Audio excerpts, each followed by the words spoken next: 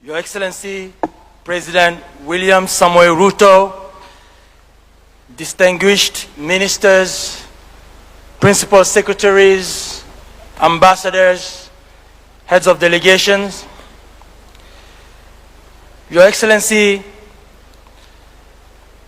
Kenya is a regional hub for urban investment and innovation, particularly in housing this week.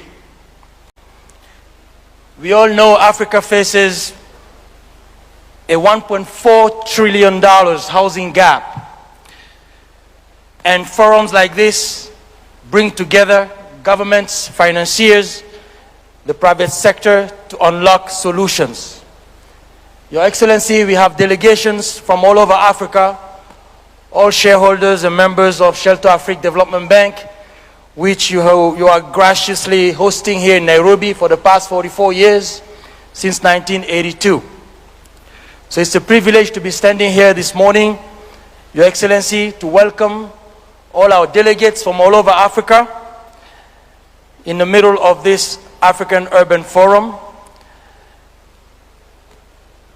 Kenya is now the benchmark for affordable housing. Thanks to your leadership, Your Excellency.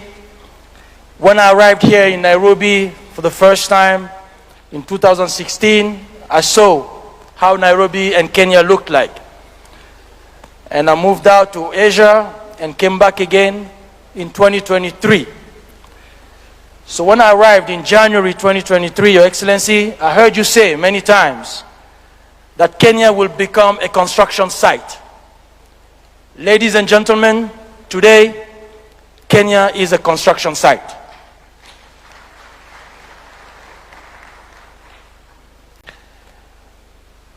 I've been to many places across the country, Your Excellency. I've been to Nanyuki, to Mukuru here in Nairobi. The governor is in the room. Nyeri, Nakuru, Kisumu, Homa Bay, where I actually started in January when we were there together to do the first inauguration of the first affordable housing program, which is a flagship today in Kenya, in Homa Bay. Kisumu, Eldoret, Machakos, Mombasa, Kakamega, Mandera, up north, Lamu. I've seen the country is under construction, Your Excellency, and this is not talks, this is action, this is results on the ground. Mr. President, under your leadership, you have giants at the Department of Housing. You just heard from my great brother and friend, P.S. Charles Hinger, who has been really championing the affordable housing agenda on the ground as the architect and the engineer, supported very strongly by the leadership of CS Alice Wahome, who's been at the helm of this institution for some time. Your Excellency, it is an honor again today to address you here and formally at the formal opening of this Africa Urban Forum in Nairobi, a city that reflects both the energy and the urgency of Africa's urban transformation. Across the continent, a profound shift is underway. Africa is urbanizing faster than any region in the world. Every year, millions of people move to cities seeking opportunity, livelihoods, and dignity. Our cities are therefore not only growing, they are becoming the primary stage on which Africa's development will unfold. But urbanization is not automatic progress. It must be designed, financed, and governed deliberately. Without investment, cities strain under the pressure of growth, housing shortages deepen, infrastructure gaps widen, informality expands. Policies and the right partnerships, cities can become powerful engines of prosperity and resilience. This is why the Africa Urban Forum matters. When leaders gathered for the inaugural forum in Addis Ababa in 2024, and I'm glad to see the minister in the room, declarations recognized that addressing Africa's housing and urban challenges requires strong financial institutions capable of mobilizing long-term capital. Specifically, Article 3.4 of the Addis Ababa Declaration calls on development banks, particularly Shelter Afrique Development Bank, to anchor the mobilization of financial resources from domestic and international sources to bridge the housing gap and urban development. At Shelter Afrique Development Bank, Your Excellency, we see this not merely as recognition, but a responsibility, a big responsibility. We are working with partners across the global financial ecosystem and the new African financial architecture under the leadership of the African Development Bank. We are also working with partners such as Badir, Afrexim Bank, the World Bank, the International Finance Corporation, IFC, DBSA, and other institutions to mobilize capital, strengthen project preparation, and unlock multi-billion-dollar bankable investment pipelines for African cities. But the scale of Africa's urban transformation demands more than financing alone. It requires, across the entire urban ecosystem, collaboration. National governments shaping policies, cities planning growth, development banks structuring finance, private investors deploying capital, innovators introducing new technologies, communities shaping the spaces in which they live. This forum represents, Excellency, that convergence. Over the coming days, discussions will explore and have explored, starting yesterday, how to strengthen municipal finance, develop capital market solutions, expand blended finance mechanisms, and unlock scalable investment opportunities that can accelerate housing delivery and urban infrastructure across the continent. But ultimately, the value of this forum will not be measured by the quality of our discussions here. It will be measured by the partnerships we build and the investments we mobilize. Because Africa's urban future will not be written in declarations alone. It will be written in the homes that are built, in the infrastructure that connects communities, and in the cities that give millions of Africans the opportunity to thrive. Let us therefore approach this forum with bold ideas, practical solutions, and the shared commitment to action. Let us ensure that Africa's urbanization becomes not a challenge to manage, but an opportunity to seize. And let us remember that behind every project and every investment lies something profoundly human, a family seeking stability, a young person pursuing opportunities, and a community building its future. It is with this spirit that I'm honored to join in welcoming all our member countries of Shelter Afrique Development Bank from all over Africa, West, Central, North, Southern, Eastern Africa, to this very innovative African Urban Forum, which for the first time would showcase, starting today, what we call the deal room, the African Urban Forum deal room, where transactions, investments will happen with many investors in the room and innovative projects showcased for investment. And this will be ongoing going forward. Thank you very much, Your Excellency. Thank you very much, dear colleagues. Thanks. Thank you very much. Another round of applause for Habib Han. 24 years ago, the world gathered here in Nairobi for the inaugural World Urban Forum. Later, next month, the world gathers again in Azerbaijan. And Your Excellency, I'd like now to invite His Excellency Anar Guliev, the chairperson of the State Committee for Urban Planning and Architecture of the Republic of Azerbaijan and National Coordinator for the World Urban Forum. You can come to this microphone, please, if you don't mind. Wolf, number 13. Thank you very much.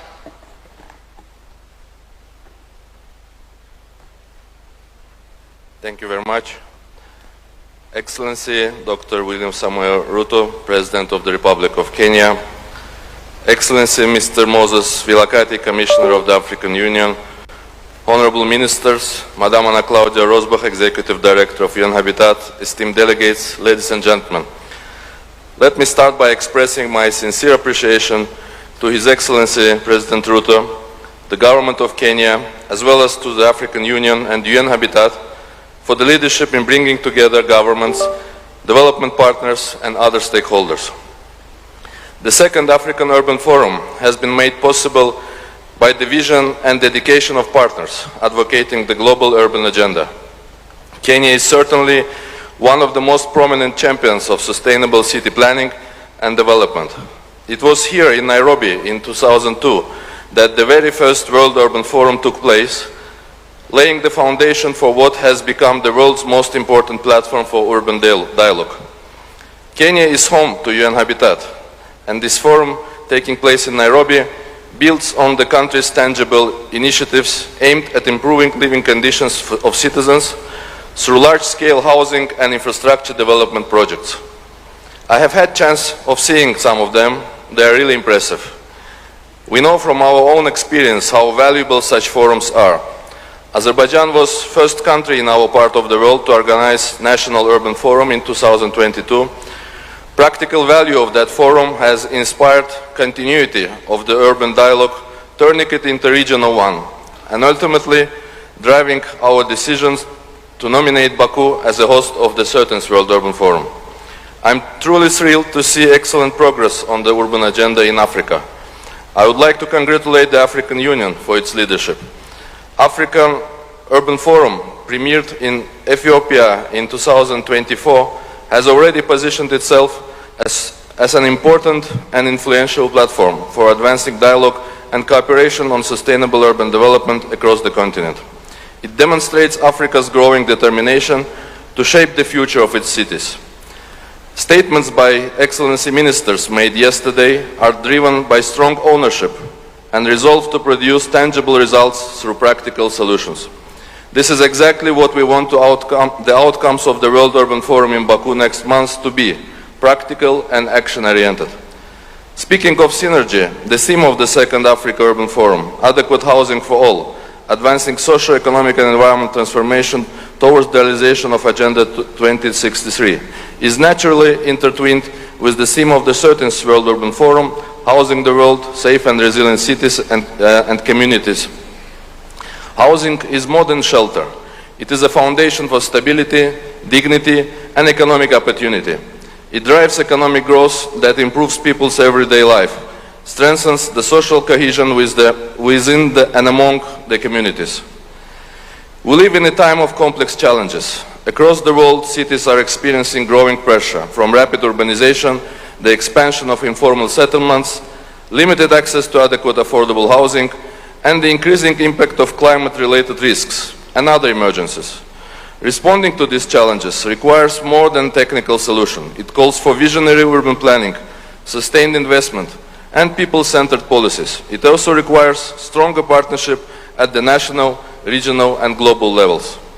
Having underlined the prominent role of Kenya and African Union, I feel obliged to also emphasize the steadfast role of UN Habitat.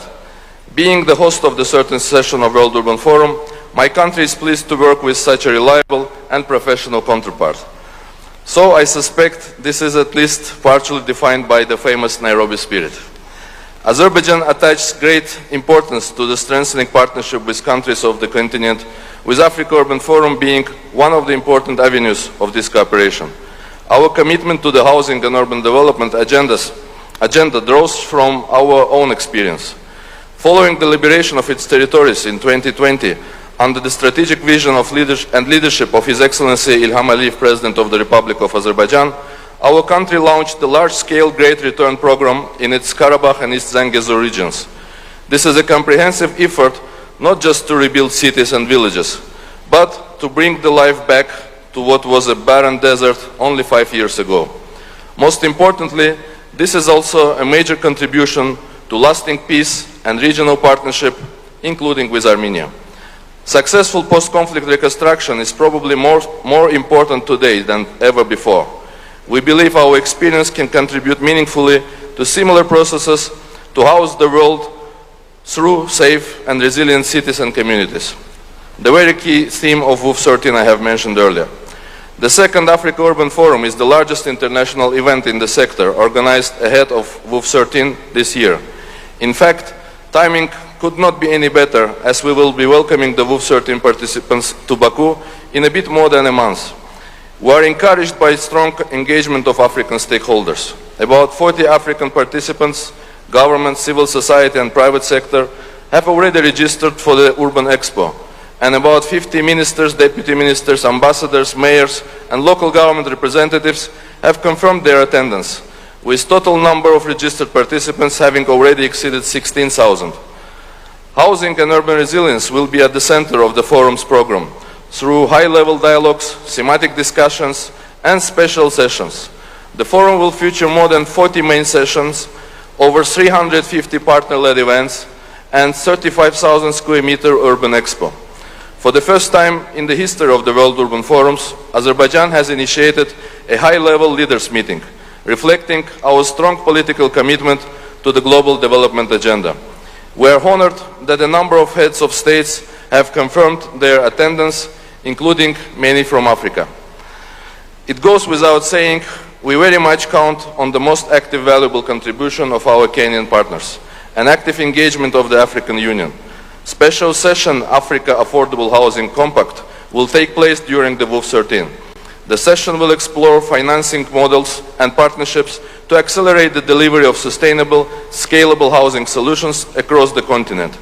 The government of Azerbaijan will also organize a special session, Cities at the Heart of Connectivity, Urban Reconstruction and Regional Cooperation, highlighting how urban reconstruction can contribute to broader regional connectivity and cooperation, with cities playing a central role in this process.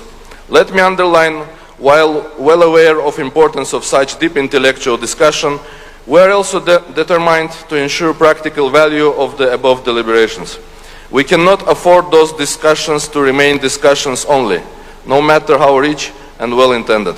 We believe WUF 13 presents important opportunities for Africa to engage actively and showcase its experience. Having hosted COP29, Azerbaijan is availing itself of existing and building new partnerships and spearheading climate change action, including through urban agenda. This will be among priorities of the WUF 13 as we look to contribute to COP31 in Turkey. Let me also mention that we have pleasure of co-chairing the open-ended expert working group on adequate housing for all, along with our friends from Somalia. I have mentioned the special role of Kenya plays in urban agenda, but let us not forget, the country's capital is also home to the UN Environment Agency, UNEP. We are pleased to announce the launch of Baku Urban Award during WUF 13, an initiative that will recognize transformative achievements in housing and urban development worldwide. We encourage cities, institutions and organizations from across this continent to consider this an opportunity to showcase your innovative solutions. Urbanization is one of the defining transformations of our century. The discussions taking place here in Nairobi extend beyond this hall. They are of great importance for discussions in Baku. Those discussions, in their turn, will shape direction of the global urban agenda for years ahead. As we all know, the battle for SDGs will be won or lost in the cities. Losing is not an option. However, we can win only together. Let us join our efforts. I invite each and every one of you to join us next month at WUF 13. The strong presence and active contributions of African states, local governments and communities will elevate the discussions and strengthen the outcomes. I wish the second African Urban Forum every success and productive deliberation. I extend my sincere wishes for continued prosperity, well-being and resilience to the people of Kenya, thanking them for their hospitality, and to all the nations of Africa. I look forward to welcoming you in Baku. Asante sana, thank you for your attention.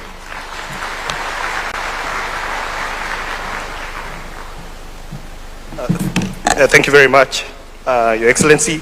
Your Excellency, in one of the many situation rooms that we've had in the run-up to this agenda of affordable housing, you one day asked us the question, how is it that we normalized mediocrity over many years? And you asked this in relation to Nairobi. The name Nairobi means a place of cool waters. And how did the place of cool waters turn into the waters became sewage. And Your Excellency, you asked, how is it that Nairobi hosts 2 UN bodies, and yet we became okay with that level of mediocrity?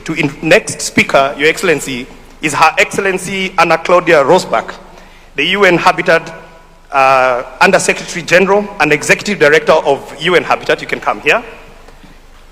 We've had a lot of collaboration with them, especially on the issues of the Nairobi rivers.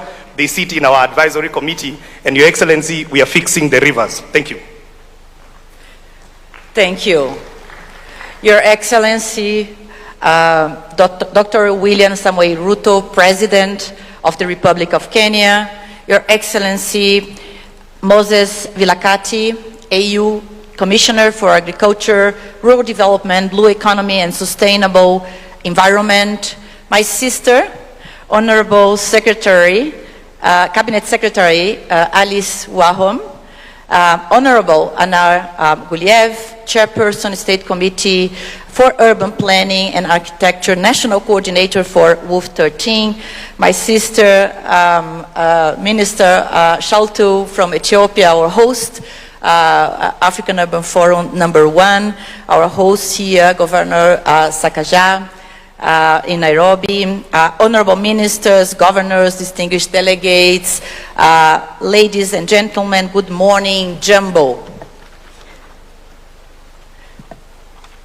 It's an honor to join you here in Nairobi for the 2nd African Urban Forum, at a moment when Africa's urban future and transformation is not just a continental priority, but it is a global one. Let me begin by extending our profound gratitude to our hosts, the government of Kenya, for hosting UN Habitat and for hosting us today, and commending the African Union Commission for their continued leadership in convening this continental forum for advancing Africa's urban agenda. Converging again after the first Addis Ababa African Union Forum in 2024, where participants adopted the African Urban Forum Declaration on Sustainable Urbanization for Africa's Structural Transformation, the 2nd African Urban Forum in Nairobi shines the spotlight towards Africa's urbanization, rapid urbanization, happening at unprecedented scale.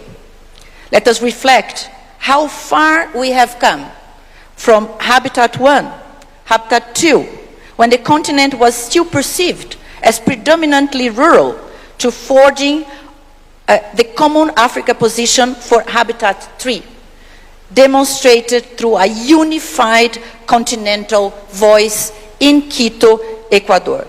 There, Africa negotiated the new urban agenda, not as 54 divergent entities, but as one bloc, one voice. Today, the story has progressed profoundly. The continent voice is much stronger, it's clear, and more essential than ever. Our theme is adequate housing for all, advancing socio-economic and environmental transformation towards the realization of Agenda 2063. It couldn't be more timely. Africa is the world's fastest urbanizing region, with cities growing at an average annual rate of 3.5%. This is a benchmark in human history. And by 2050, 6 out of 10 Africans will live in urban areas. 80% of Africa's population is going to be in cities. And over 60% of Africa's total population is under the age of 25. Urban areas are already generating nearly 60% of Africa's GDP. But at the same time, 60% of people are lacking adequate shelter. So this is not merely a demographic shift or a shelter issue, but it is a systemic crisis rooted in the limited access to land, commodification of housing, compounded threats from impacts of climate change, instability, and urban vulnerabilities. You mentioned a few. poverty, and inequality at the bottom line. Across Africa, this growth is not uniform. While rural to urban migration is a factor, much of Africa's urban growth is now gradually coming from within cities themselves. We are witnessing the shift in growth. It's occurring primarily in the secondary and intermediary cities. The rapid urbanization process in Africa, while challenging, also offers powerful opportunities to expand access to decent, affordable housing, service land, and basic services, thus accelerating economic growth and strengthening social cohesion. While cities continue to grow at accelerated rates, it creates the scale needed to justify and attract investments in infrastructure, housing, and essential amenities. Expanding transport networks, affordable housing, digital systems in cities opens the door to improved mobility, greater connectivity, and enhanced productivity.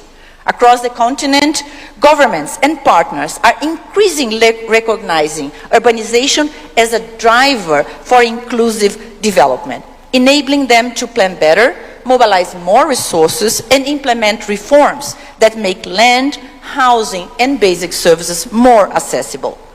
But let us reframe how we view housing. Housing is not only a social expenditure, a cost to be minimized, a deficit to be filled. It is the foundation infrastructure for societies, for job dignity, and socio-economic transformation. When we invest in adequate housing, we create construction industries that employ youth, we build resilience against climate shocks, and we provide stability upon which families and communities thrive. What this tells us is very simple. Africa's future is urban. Housing is at the front line of climate adaptation, but opportunities of that urban future should continuously be unlocked. We need to position urbanization and housing development among the highest priorities in our nations and continent. And I'm happy to note that our collaboration with the African Union has resulted in that. Together with UNECA and the African Union Commission, we came up with the harmonized implementation framework for the new urban agenda in Africa. This is a very strategic document that supports member states in the implementation of our global priorities in the continent. I would like to commend the work of the AU, especially the work of the Specialized Technical Committee on Public Service, Local Government, Urban Development, and Decentralization, chaired by my other sister, Honorable Justice, the Minister of Uganda. This committee plays a critical role, and through this committee we have the African Urban Forum platform to be held every second year just before the World Urban Forum. The work and the service of the committee is commendable, and UN Habitat will always stand with the Commission in advancing the Africa Agenda for the Vision 2063, the Africa we want. At UN Habitat, our response is clear. Across Africa, UN Habitat is supporting over 40 countries with national urban policies, housing strategies, and planning systems. We are focusing on 3 core priorities: ending the global housing crisis, supporting climate resilient and inclusive cities, strengthening urban governance and finance systems. Globally, this year, 2026, marks a pivotal period for UN Habitat. 10 years after the new urban agenda approved in Quito, Ecuador. It's important that we together evaluate what are the gaps and chart the course for the remaining decade of the new urban agenda. This is also the year where we are looking in depth to what happened to SDG 11, especially SDG 11.1, featuring housing and informal settlements. And unfortunately, we are already seeing that the world is not on track to meet the 2030 agenda. To continuously support the member states in addressing the global housing crisis, the open-ended working group on housing, which was established in June 23 as a global platform to advance policy guidance, develop practical recommendations and support countries in integrating housing systems, has over the last 1 year delivered concrete progress. Thank you, Kenya.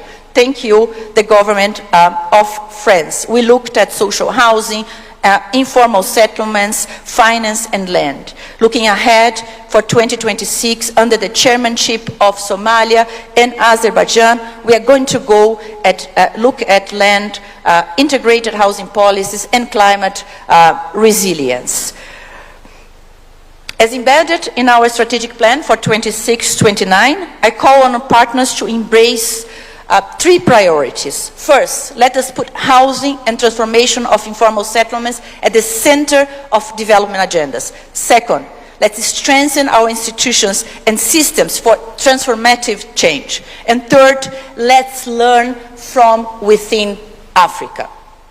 Allow me to recognize Kenya's leadership role on the global housing stage, primarily through 2 complementary positions, as a co-chair of the open-ended working group on housing and as a global champion of the call for action on adequate housing for all. Together in 25 countries through the high-level roundtable on the sidelines of the United Nations General Assembly in New York last year. Leading from the front, His Excellency President Ruto advanced a proposal for a coalition of global housing champions, a political platform for heads of states to advocate for inclusive housing policy and mobilize finance. His Excellency, Mr. President, I extend my warmest gratitude for the visible progress in urban transformation and the support you give to our mandate at UN Habitat. The outcomes of this second African Urban Forum will be directly connected to the World Urban Forum 13 to be hosted by our excellent great partners Azerbaijan now in May in Baku, as it was shared. We expect Africa to be strongly there to showcase your leadership, to represent your solutions and to influence global investments. Excellencies, this is not only a gathering. The Urban Housing Forum matters. We finish this presentation today just committing that UN Habitat stands ready to support Kenya, African Union, and all of you in the roadmap ahead through the urbanization process in Africa. Thank you very much. Asante sana. Thank you very much, Edie. Your Excellency, this event is co-hosted by UN Habitat, Africa Union, and Government of Kenya. Allow me now to invite His Excellency Moses Vilakati, the AU Commissioner for Agriculture, Rural Development, and Blue Economy, to come and make his brief remarks.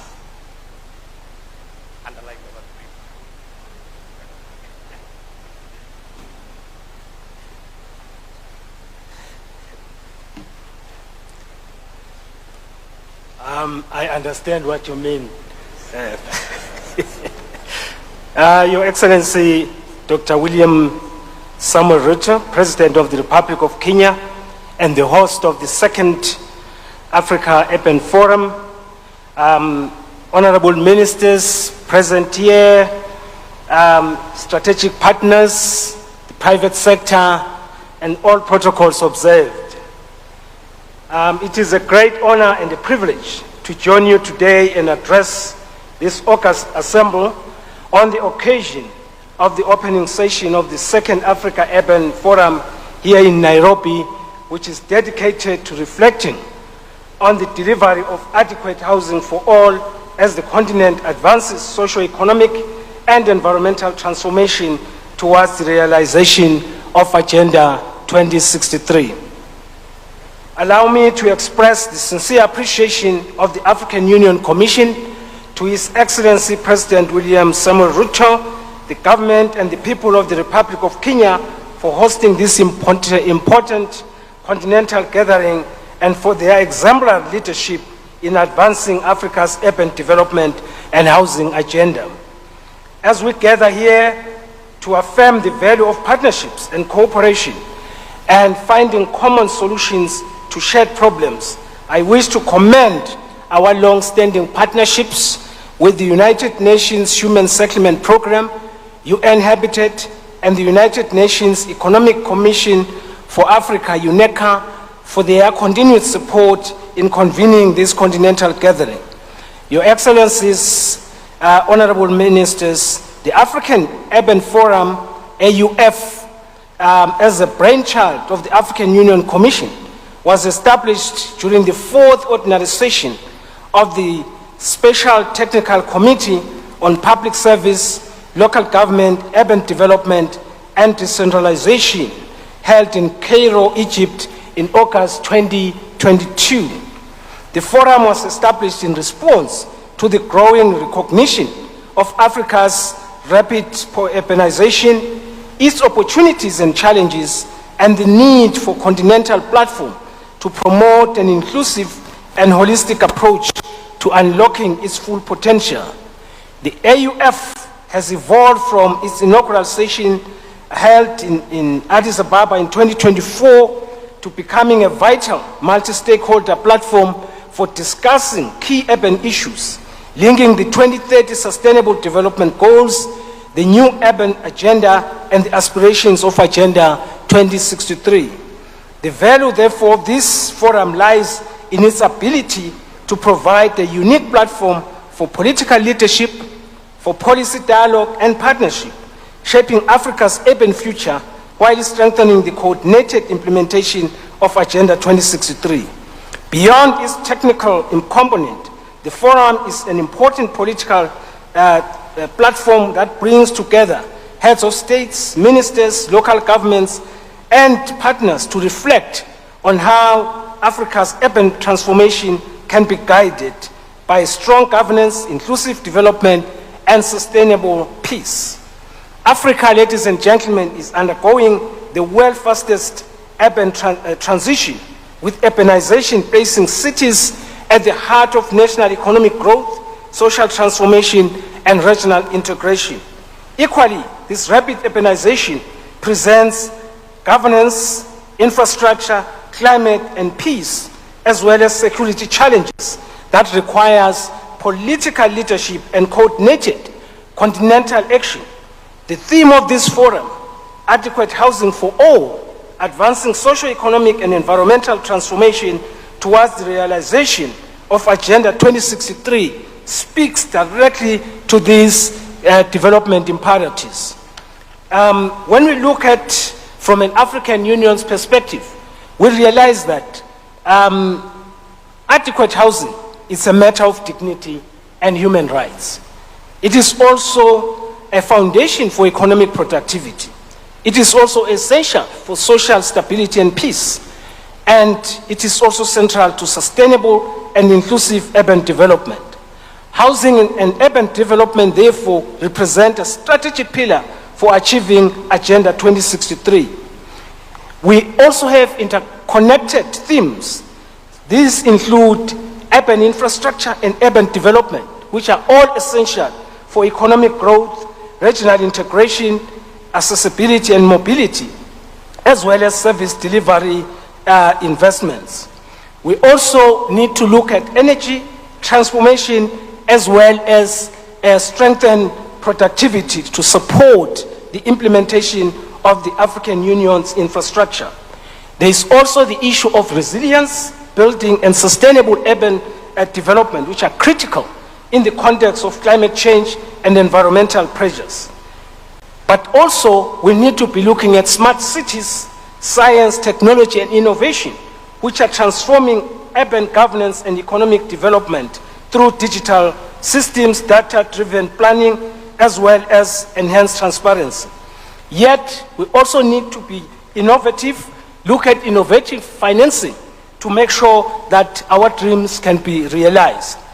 But of importance is to make sure that we also look at transforming our informal settlements, which remain a priority for social inclusion as well as human dignity. Lastly, we need to be looking at urban migration and displacements, which requires coordinated governance and policy responses. Cities are increasingly hosting displaced populations and migrants, making urban areas central to humanitarian response, social integration. These priorities are closely linked to our broader thinking as the African Union's work program on decentralization, local governance, and urban development. The theme for this forum, therefore, aligns strongly with the African theme of the year 2026 on water and sanitation, which recognizes water as a strategic resource for human security, for public health, as well as for sustainable development. It is our collective responsibility, therefore, to take stock of the progress that has been made by the African Union regional economic communities, our national governments and local communities in implementing the commitments which were adopted during the inaugural inaugural African Urban Forum in 2024. We must now accelerate our efforts to translate these commitments into concrete actions. So I look forward to this meeting coming up with concrete actions so that we can do the same in about 2 years' time. But one thing that I would like to emphasize, Your Excellency, is that working hand in hand with our strategic partners, we have established the Aqinile Partnership. Aqinile means strong, which is a unique partnership formed by the AUC, the UNDP, the UN Habitat, and UNEP to jointly address disaster risks across the continent. The development also of the Africa Common Position and Continental Agenda, raising advocacy for global economic and continental fora, it becomes very, very important also as we look at the housing issue. We think that the success of the Agenda 2063 lies in better livelihoods, and that can only be done through better housing for all. Therefore, the expected outcomes of this forum, together with the Nairobi Declaration on Housing, should reflect Africa's collective commitments to adequate housing, sustainable urban development, strong local governance, climate resilience, and inclusive growth, which should reinforce the role of Africa's Urban Forum as a continental institutional platform.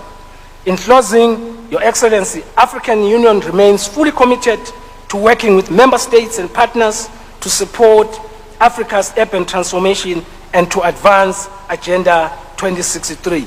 Let us therefore work together to build inclusive, resilient, and peaceful African cities, ensuring adequate housing for all. I thank you. Siyabonga kakhulu. Asante asante. Siyabonga. Your Excellency, out of the 273,000 housing units under construction in Kenya, 98,000 of them are in construction in the capital city of Nairobi. It is my great pleasure now to invite the governor of Nairobi to come and make his very, very brief remarks.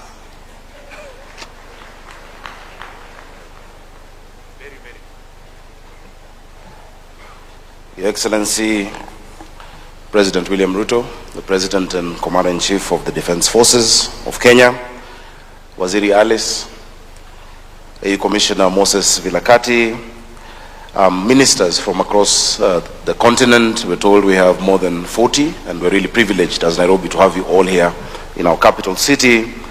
Anna Claudia Rosbach, my friend, and a big friend of Nairobi, whom we really appreciate.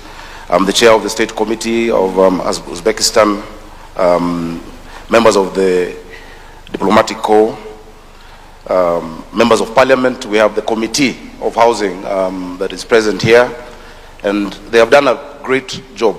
Everything that you see us talk about really needs great legislative grounding, and we really thank you for that. We've seen the members of Parliament from the Housing Committee, Mr. Anna Goulier, honorable delegates, my colleague Governor Anyang' Nyong'o, the governor of Kisumu, which is Kenya's third city, Governor Professor Anyang' Nyong'o is also the chair of the Committee on Urban Matters and Housing at the Council of Governors. Honorable delegates, I hope you had a good time yesterday. If you didn't, please see me after this. We welcomed you to enjoy Nairobi, and so I am sure you had a good time. But if you didn't, I'll be available. Your Excellency, yesterday we underscored the urgency of what we're dealing with. We spoke about the numbers. We saw the stark reality that we're faced with as a generation, the situations that we find ourselves in. We spoke about the fact that a lot of the challenges we're dealing with may not have been caused by ourselves. You know, we may not be the generation that polluted the rivers. We may not be the generation that caused informal settlements. But we agreed that the imperative ahead of us needs a certain kind of leadership. It needs bold leadership. It needs committed leadership. It needs proper planning. And it needs leaders who care. Your Excellency, the delegates today here, and many, may not know what our country has had to go through to achieve what we can proudly talk about today.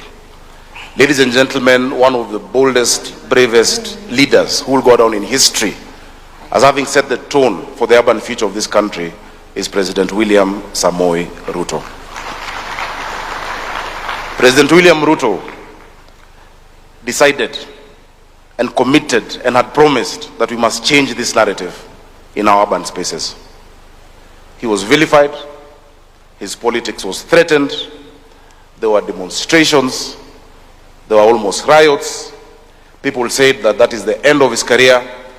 But President William Ruto said that if you want to lead the orchestra, you must turn your back on the crowd and you must do what needs to be done. President William Ruto, on behalf of the people of Nairobi, we thank you because we are giving dignity to people. We are giving real dignity to families, to women, to children, hope, even increasing their self-esteem.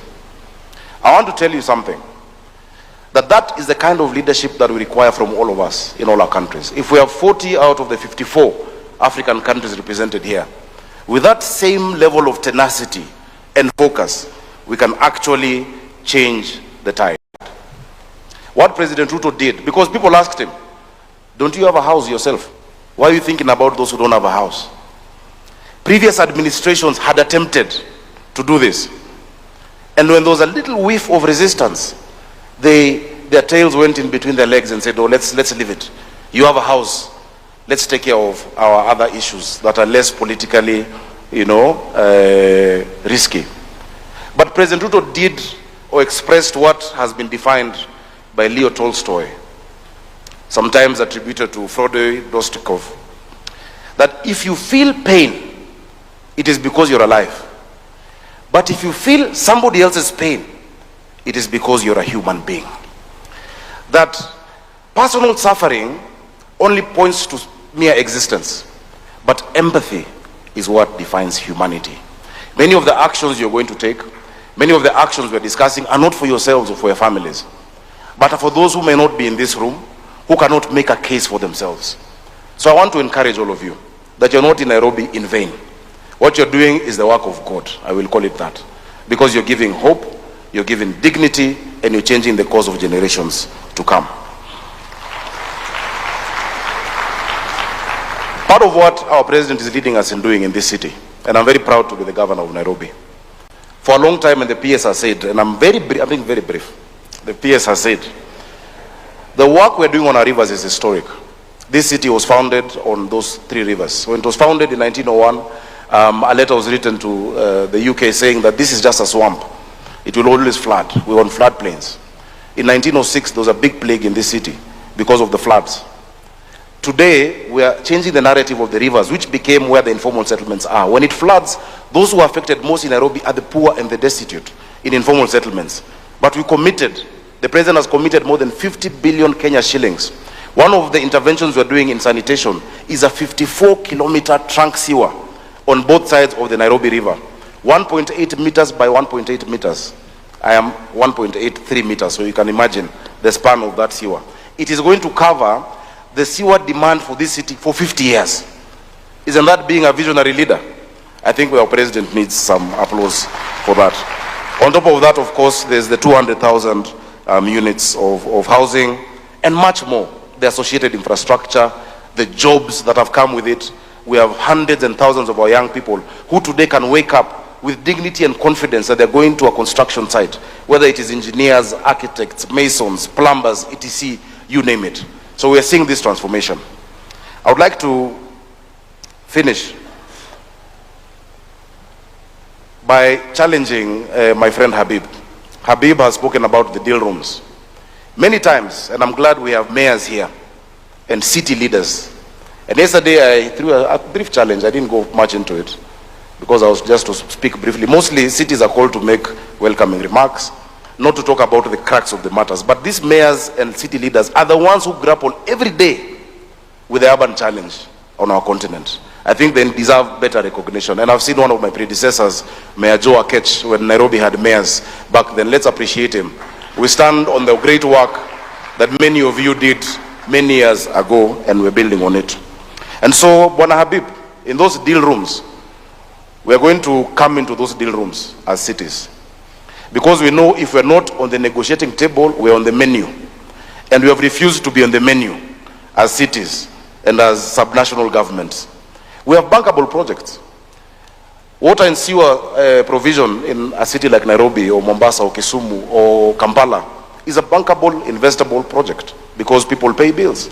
Mass transit, because people must move from one place to another. We must sort out urban sprawl, is bankable. So it's not just for investors and the private sector, but also have a space for cities. So finally, delegates. I know I welcomed you yesterday, but today I want to give you an offer. Please take it and do 3 things. Number 1, after your meetings, please find any hotel in Nairobi, any restaurant, any place of recreation. Go in there. You can order ugali, which is a Kenyan dish, nyama choma. You can order pizza if you want. You can order, githeri. Have as much as you want. As much as you want. If anybody asks you, say Sakaja sent you. The governor of Nairobi. So the first thing is you're welcome. Number 2, find any restaurant and say, Governor Sakaja sent you. But number 3, pay your bill yourself. Because there's nothing for free in Nairobi. May God bless you and enjoy this forum.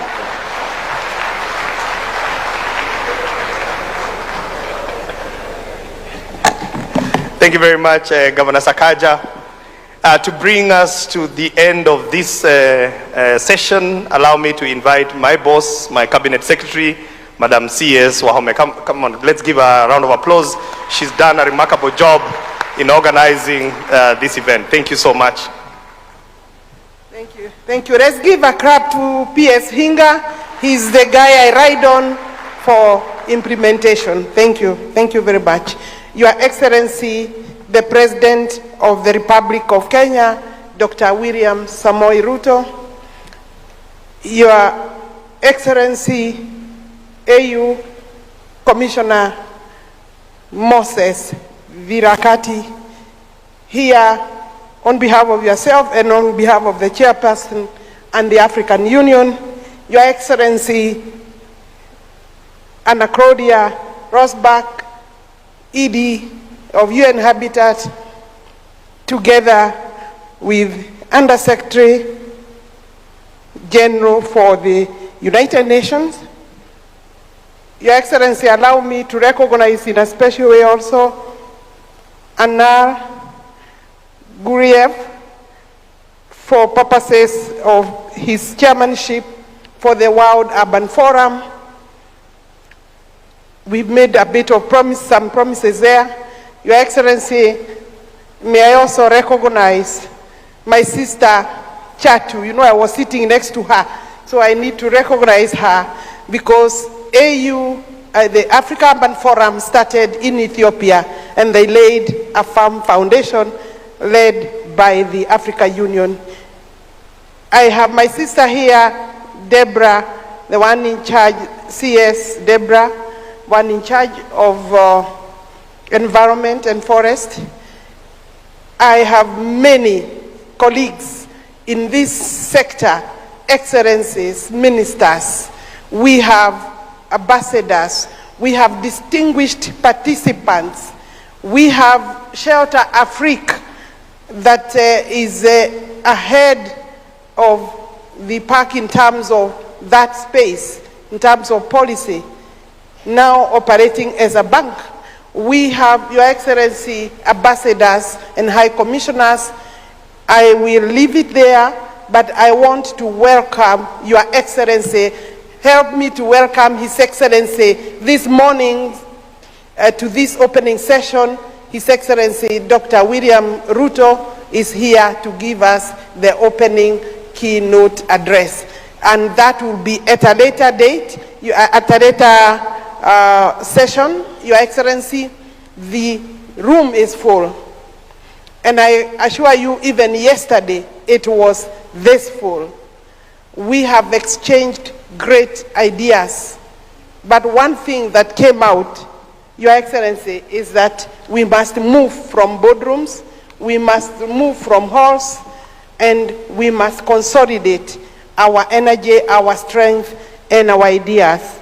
With those remarks, Your Excellency, allow me to just say one or two things that as I address you on this second Africa Urban Forum here in Nairobi, at a moment when the question of housing and urban development has firmly moved to the center of Africa's development agenda. Allow me at the outset to recognize the leadership of His Excellency President William Ruto, who has been designated as the global champion for adequate housing by UN Habitat. Recognition that reflects not only Kenya's national commitment, but our own shared conviction that housing must be elevated at a global and continental priority. Your Excellency, across Africa, rapid urbanization is no longer a future prospect. It is our present reality. Yet, unlike previous global urban transitions, ours is unfolding under conditions of constraint, limited physical space, growing populations, climate change and vulnerability, significant infrastructure deficits. The list is long. This presents us with a dual reality. On the one hand, our cities are engines of growth, innovation, and youth employment. On the other hand, without deliberate and coordinated interventions, they risk becoming centers of exclusion and institutional centers of inclusion and vulnerability.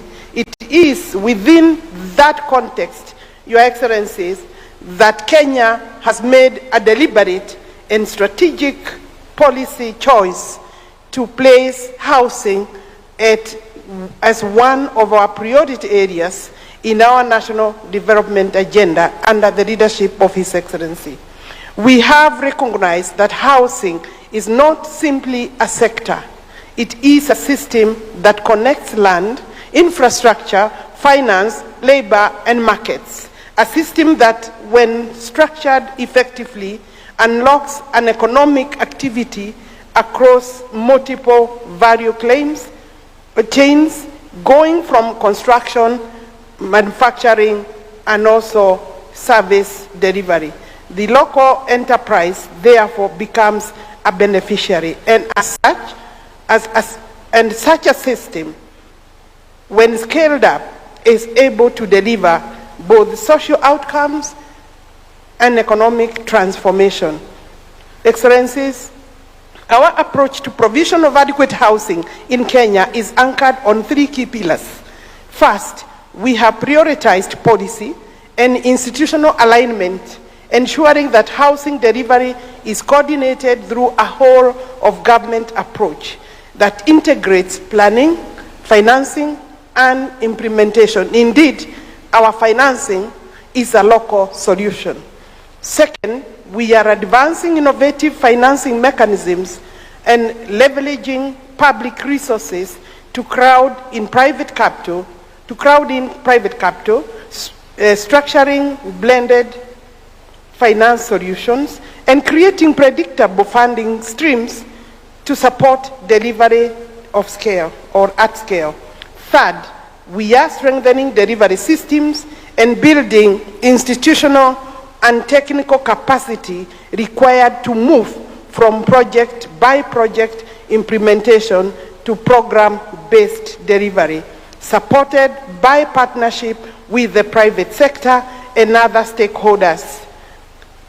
Through this approach, we are not only delivering housing units, the figure now stands at close to 300,000, but are also building an ecosystem that supports job creation for our youth, strengthens local industries, and expands access to dignified living conditions for our citizens.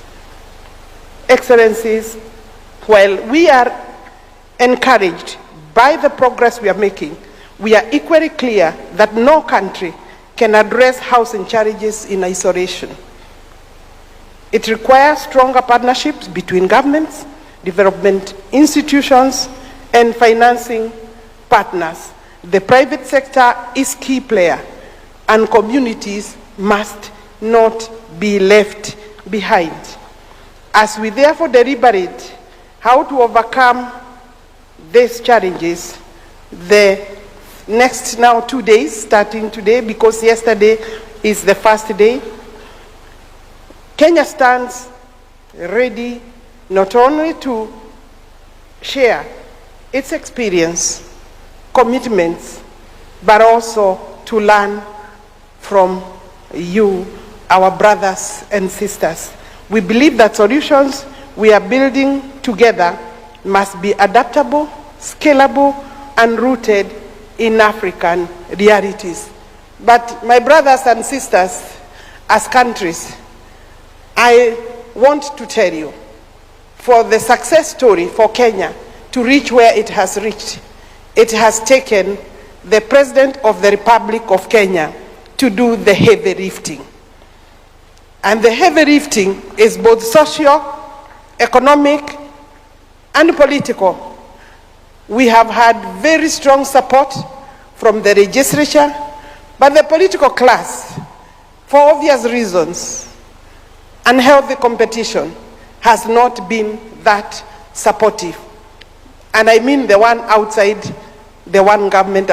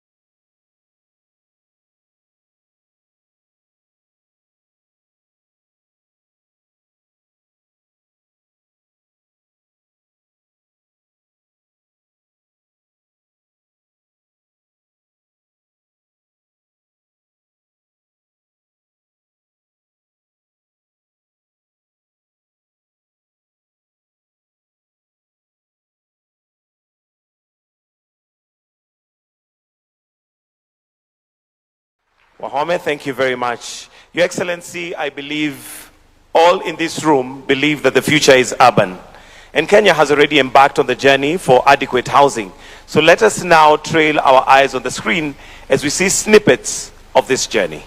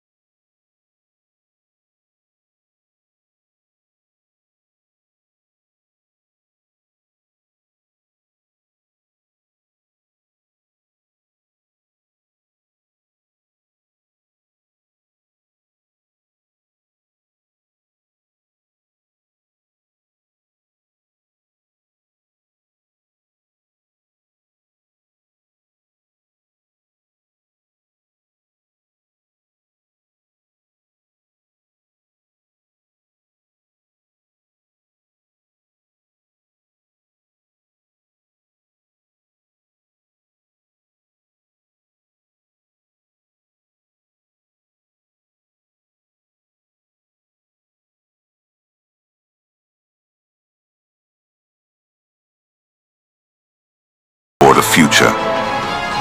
The mindset changes, everything changes. Sai niko na kwangu, sisumbuliwi, sigongewi mlango. Famwe bado nilikuwa napika na mafuta ya koko. But hapa nimekuta gas. Dignity also, it's kind of lifted up, not the same way while you are still in the slums. We know that the future is urban, so we must manage these spaces so that we are able to coexist, ensure that we have proper transport systems. Top of all is ensure that there's some ownership so that they can be able to gain some dignity and feel like they're part of the life.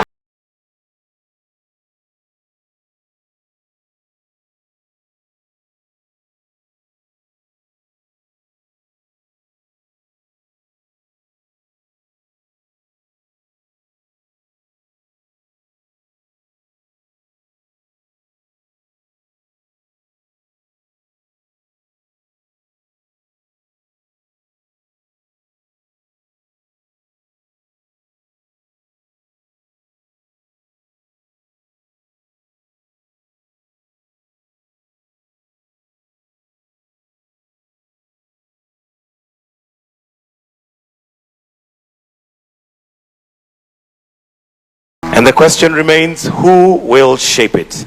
We'll now hear from His Excellency himself, but allow me to introduce our moderator for this session, Vivian Onano.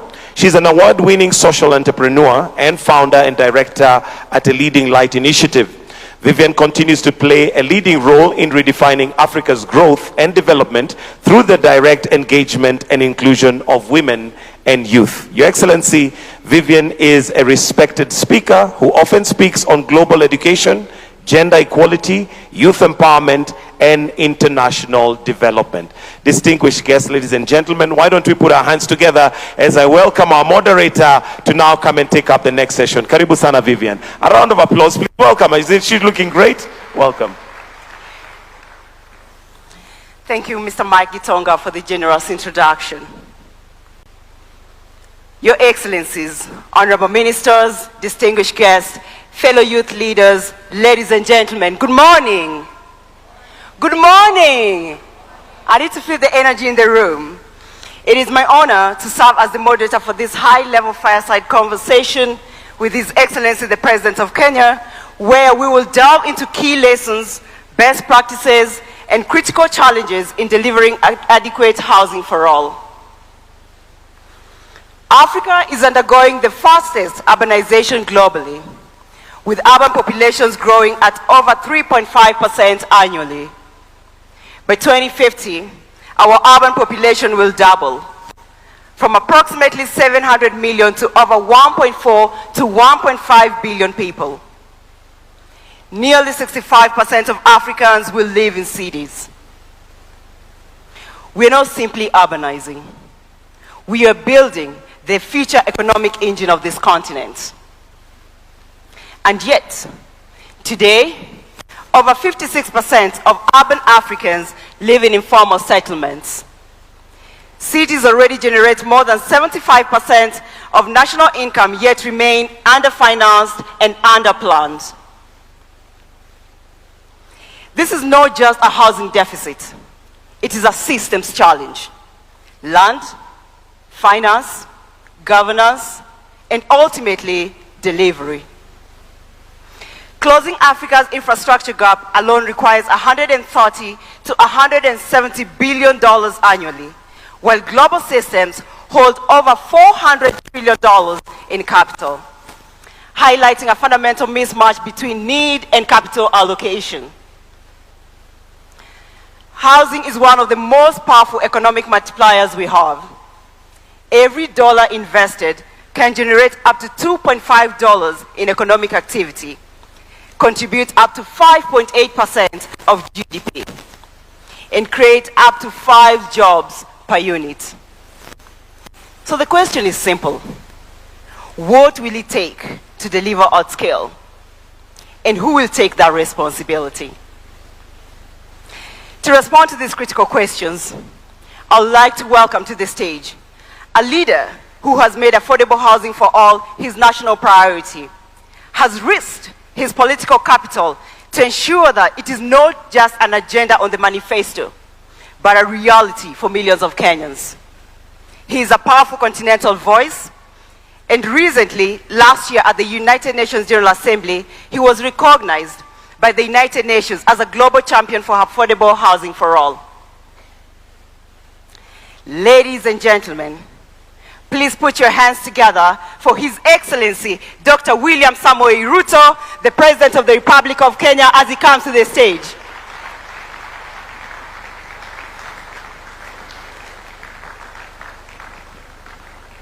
Another big round of applause for His Excellency. Thank you, Your Excellency. Vivian Onano. Thank you, Your Excellency. Oh, you may be seated. Thank you. Thank you, Your Excellency, for joining us today. Mr. President, our session is really designed as a conversation, weaving together leadership and delivery, financing realities, global systems, and continental commitment. So without further ado, I'll dive into my first question. Africa's urban population is growing faster than infrastructure delivery, with cities expanding at over 3.5% annually. Under your leadership, Kenya has positioned housing at the center of its development agenda, recognizing as both a social and economic priority. In the next 2 to 3 months, your administration will have completed over 273,000 housing units, with another 500,000 planned for development, with over 640,000 direct jobs created. This is Africa's largest affordable housing program. Mr. President, this is bold leadership, and we would like to understand how you made this happen.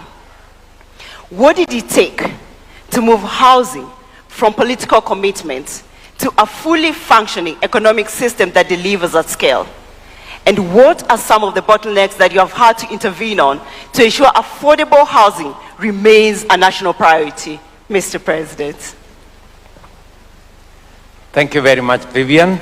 And welcome colleagues and friends from across our continent to Kenya.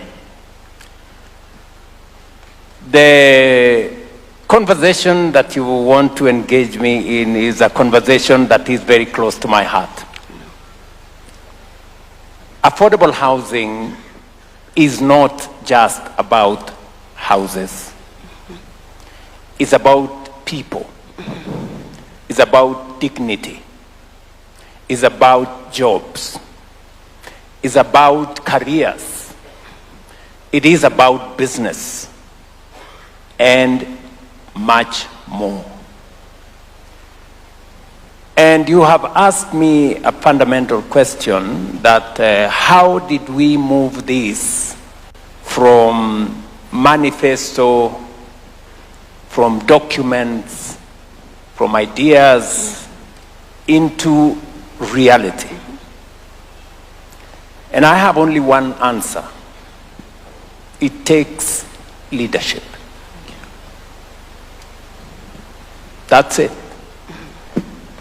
And we have had this in our plans as a country in many administrations. We've had it in many manifestos.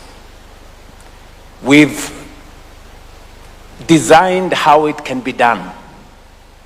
But until you find the leadership that has the courage to translate it into reality, it will remain aspiration, it will remain talk, it will remain documents, it will remain campaign promises.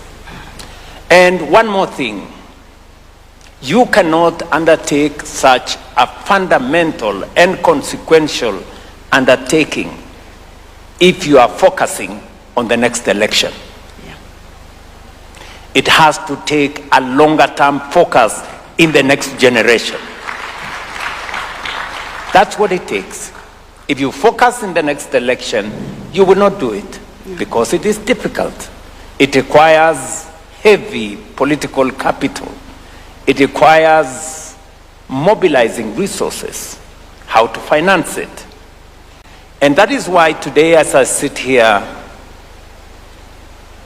with 270,000 houses being built across the breadth of Kenya, in every large township in the Republic of Kenya, we have 200 active sites in every part of the Republic of Kenya. Yesterday, I was in one of our counties in Olkalau. The affordable housing in Olkalau is ready. In fact, we're going to hand over the keys. CS Alice Wahome has been with me. She has taken me to every place in Kenya because of affordable housing. So let me just say this, that affordable housing will happen if you have the ultimate political leadership. It cannot be done at the ministry. It cannot be done at another level. It has to take the political leadership at the highest level to drive it. Number two, you have to find ways of mobilizing resources. In Kenya, we decided that we are going to mobilize resources locally. The houses we have built in Kenya, maybe ministers sitting here, and I want to say this is a very important forum. We have close to 40 countries represented here at ministerial level because housing is such an important topic for any government because the world is urbanizing. You've just given us the statistics. We have 700 million people today in our continent living in urban settlements. For us in Kenya, we have 7 million people living in informal settlements. We have 1,140 odd informal settlements around the country. And in fact, strangely, A few years ago in Kenya, when visitors used to come to Kenya,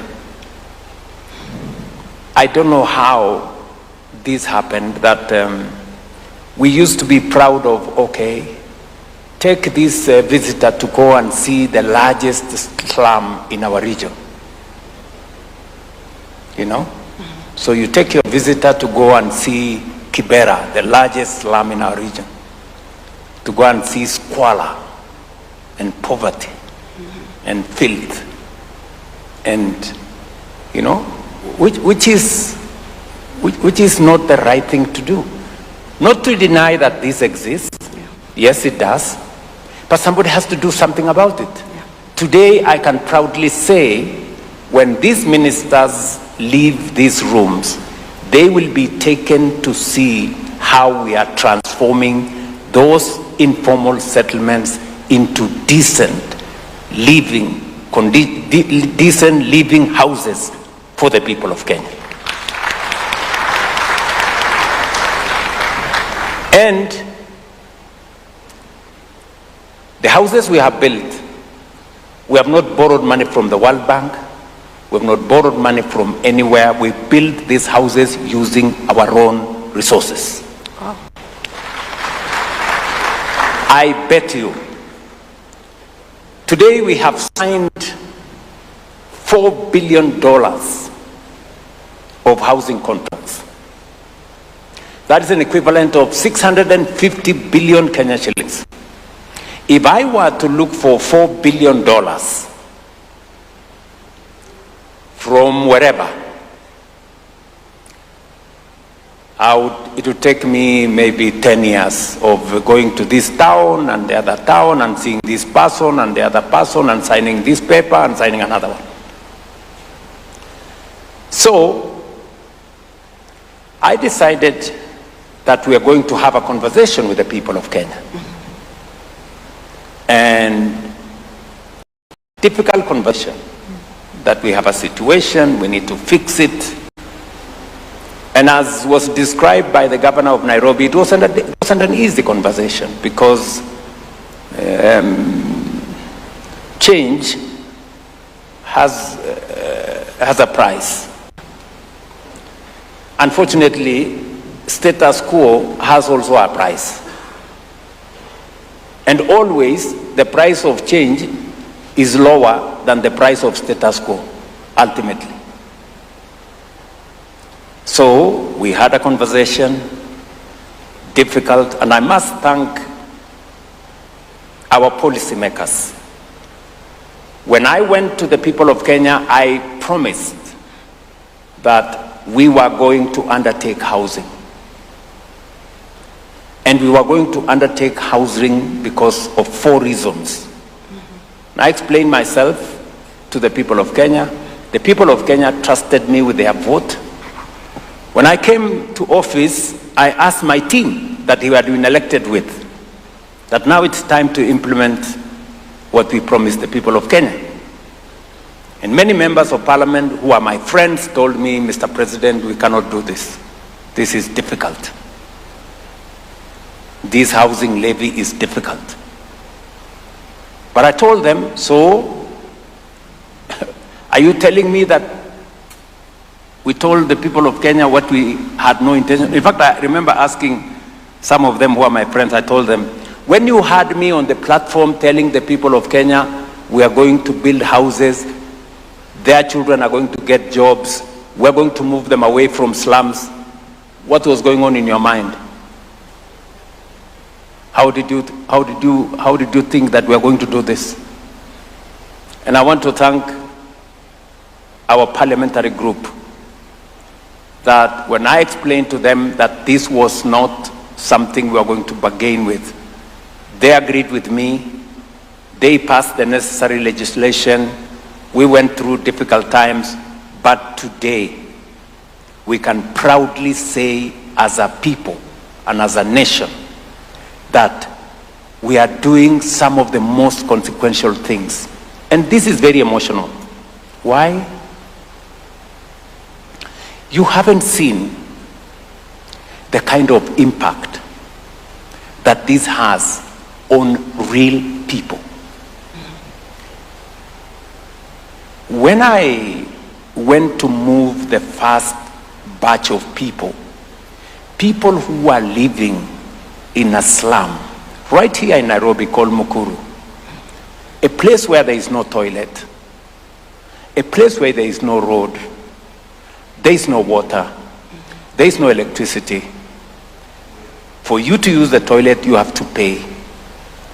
For them to move from that state to 10th floor of a building that has water, that has piped gas, that has electricity, that has a lift, that has a playground, that has a school, that has a hospital, that has street lighting. You don't know the kind of impact you make to those kind of people. So, this is not just about houses. As I told you, it's about people's careers. In January this year, we brought on board about 6,000 interns. You know, apart from 600,000 people working who were not working 3 years ago. Architects, engineers, plumbers, quantity surveyors, carpenters, a whole array, realtors, painters, people who have gone to college. We're talking about graduates from our technical training colleges, certificate, people who have a certificate in electrical, in being an electrician, people who have degrees in architecture. These are real people with real careers to pursue. Today they have a chance to pursue their careers. Today, because of the housing program, we have industries that have come on stream. We have people who have been Juakali artisans, small enterprises. Today they are transitioning from being ad hoc. You know, you make one window today, you make another window after 2 months, you make another window after 10 months. Today they have contracts. In fact, we ring-fenced close to 15 billion Kenya shillings for people who were informal. Today we are formalizing their business. We've had more steel companies come on stream.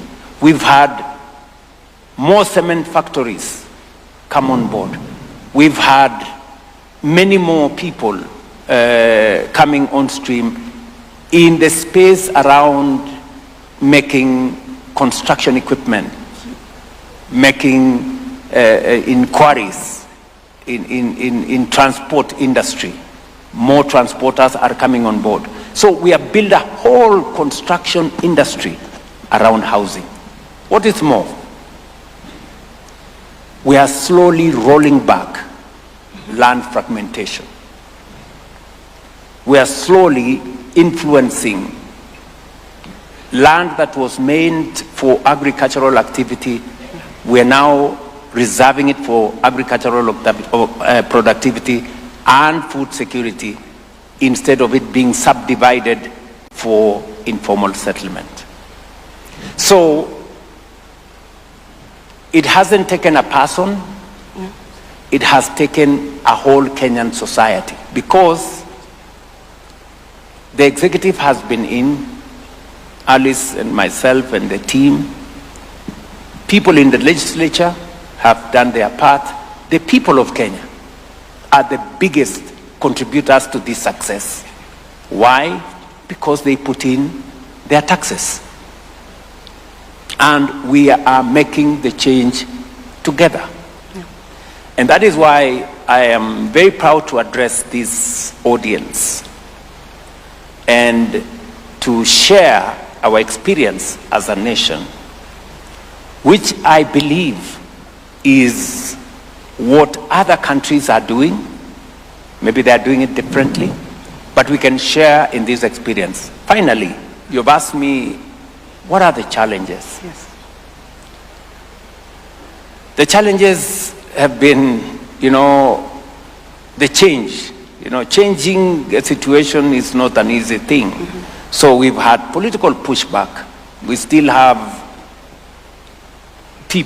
politicians who still think you can make populist, we are going to stop this housing because we are protecting the pay slips of people. Such pedestrian talk. Mm-hmm. How do you cannot see the 640,000 people working. You don't know what to do with them. I know many ministers here are wondering whether there are still people who are opposing this in Kenya. Yes, they are there, and they are not few. There are many. Many politicians still climb to podia to talk about how they want to stop this. How you want to stop such transformation is mind-boggling. Right? Mm-hmm. We still have courts. We've gone through difficult challenges in courts. People who go to court, they want to stop this. In fact, many of them are asking me, who told you we need houses? Others are saying, why are you taking government land, building houses, and then giving it to individuals? The same people don't mind if the same government land, people invade, they settle, it becomes an informal settlement. They don't mind it. But they mind it if we use it and build affordable housing, make decent use of it.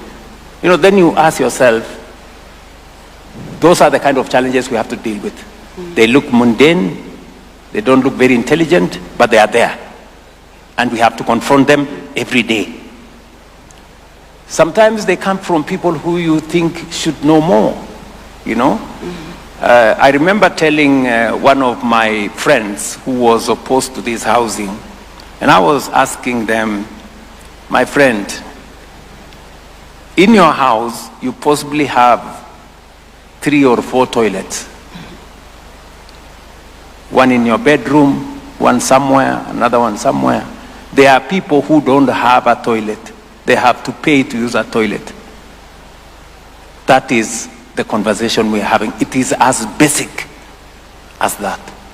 So if you don't see the value of a social house or an affordable house, there are people who desperately need it because at the very least they need a toilet of their own. That's how basic it is. And finally, let me say this. It is about dignity. Yeah. Giving people dignity. Yeah. It is about getting another group of people to own something. Mm-hmm. Today, in a social house, for as less as $30 a month, you become a homeowner. That would not happen under any other circumstance. It would not happen. If we left this to the private sector, the private sector builds for those who can afford, not those who need. Yeah. Government must think about the people who need the houses. And that is why policy becomes central to the delivery of housing. Sorry I've taken long. No, Mr. President, this is fantastic. Ladies and gentlemen, you've heard from His Excellency. This is bold, transformative, and courageous leadership in practice. Mr. President, thank you for bringing the human face to the affordable housing agenda. It's very important for us to see it's not just about housing, as you've said, but it's about dignity, and it's about the people. Mr. President, we have other leaders in the audience that would like to also bring into this conversation and hear from them. My first question I'd like to pose to Her Excellency Anna Claudia Rosbach, UN Undersecretary General and Executive Director of UN Habitat. Madam Executive Director, when you talk about the future of Africa,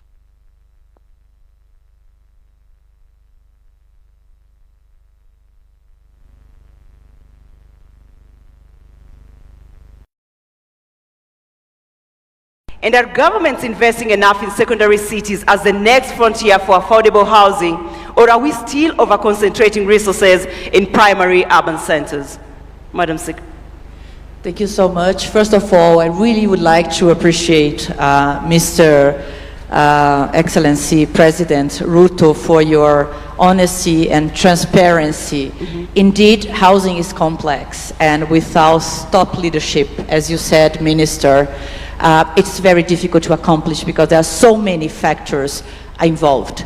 But President spoke about the hundreds of millions that are coming to urban settings in Africa. And I spoke about the rural-urban, but also the migration among cities. And our data shows that the growth is actually happening in intermediary city. But if we look at metropolitan areas, the pressure is very, very, very high. At the front line, as you all mentioned, and as we are discussing at this forum, is housing. Because we cannot think about people coming to cities and not having housing. As the President said, the markets are limited. Right now in Africa, I would say 10% is the outreach of the market. Just because the incomes of the people are this low and the prices of the houses are this low. And somebody needs to fix that. So you putting public land into housing helps to cover the gap. You find the finance, and very well highlighted, the domestic finance, because this money is not out there available, is critical to cover this affordability gap. So the city planning, the role of the local authorities, of the mayors, of the governors is critical. Because if we don't line up these actions, the money, the regulations, you mentioned a law, you change the law, that comes from the national level, the programs that comes and the planning that comes from the national level, if we don't line up with what's being done at the local level, if the governance, if the mayors, they don't plan for this growth, then it's going to be sustainable. So you need to build the houses, but you need to be conscious that where you build and how you build make a difference. And here I would like to call attention for the densification of the housing program, because indeed, we cannot continue urban sprawl.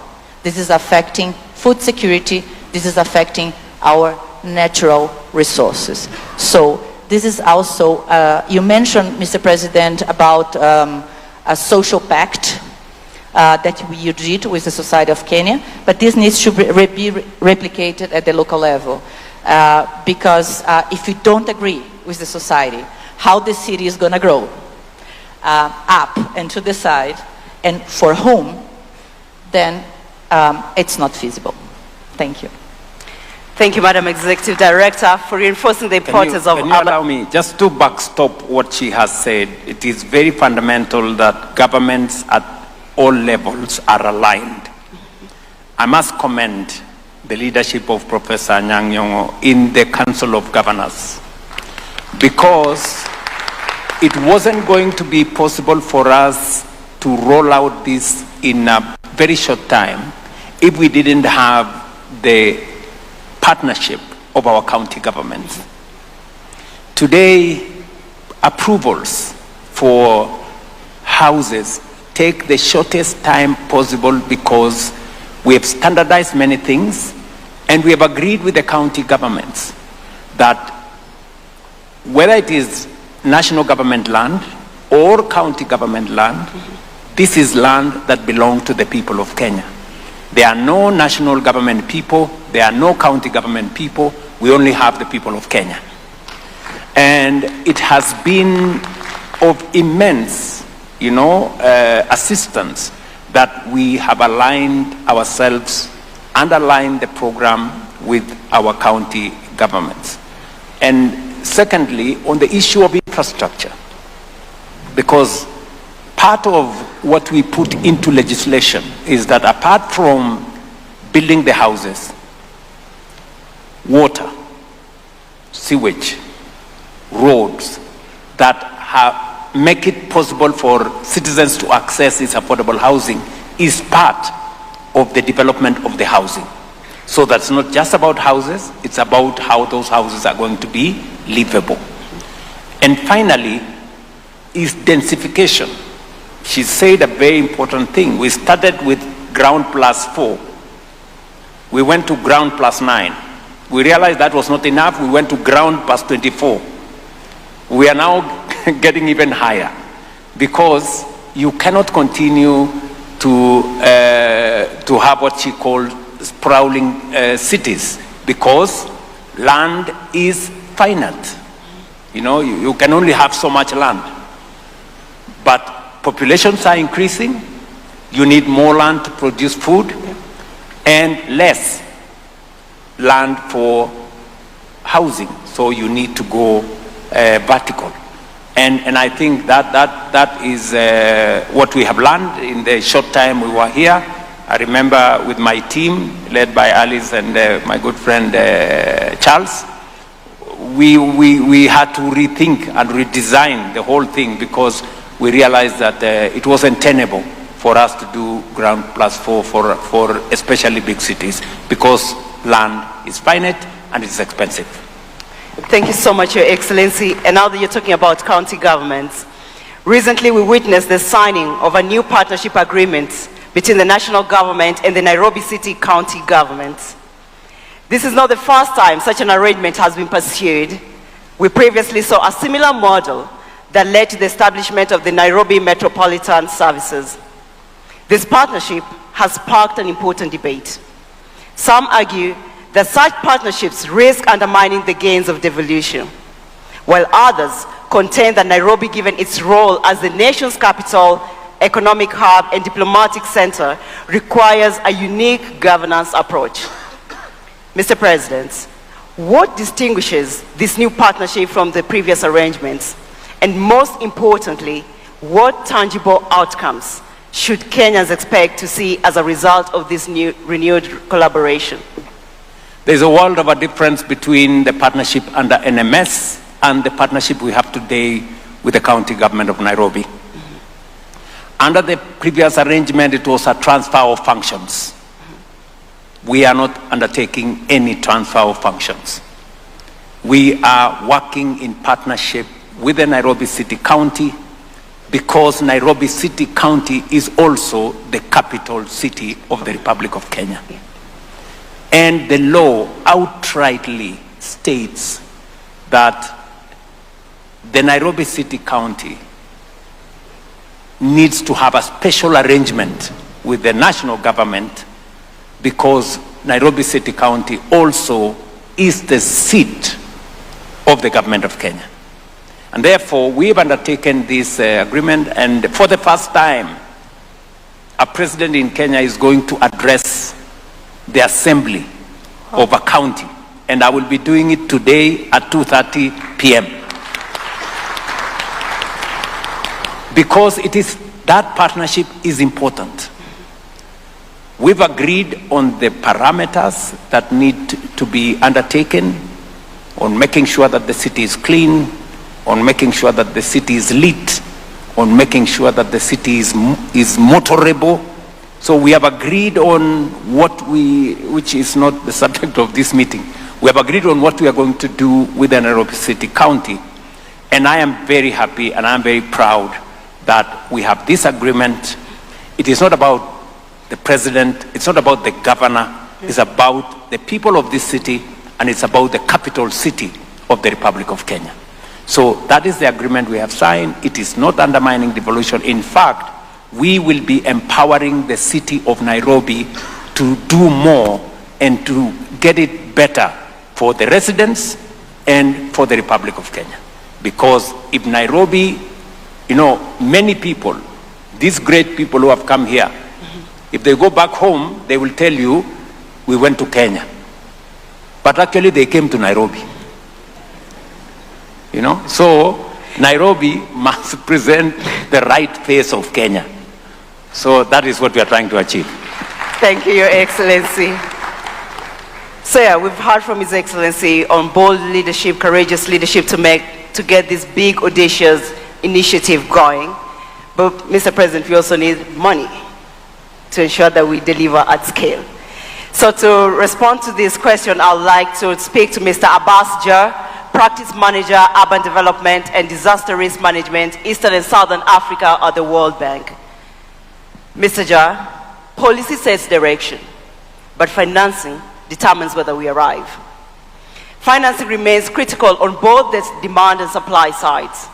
Despite over $400 trillion in global capital, African cities remain underfinanced due to perceived risk, weak project pipelines, and limited creditworthiness.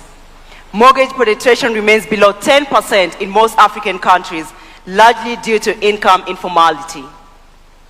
What is preventing private capital, particularly African capital, from flowing into housing and urban infrastructure?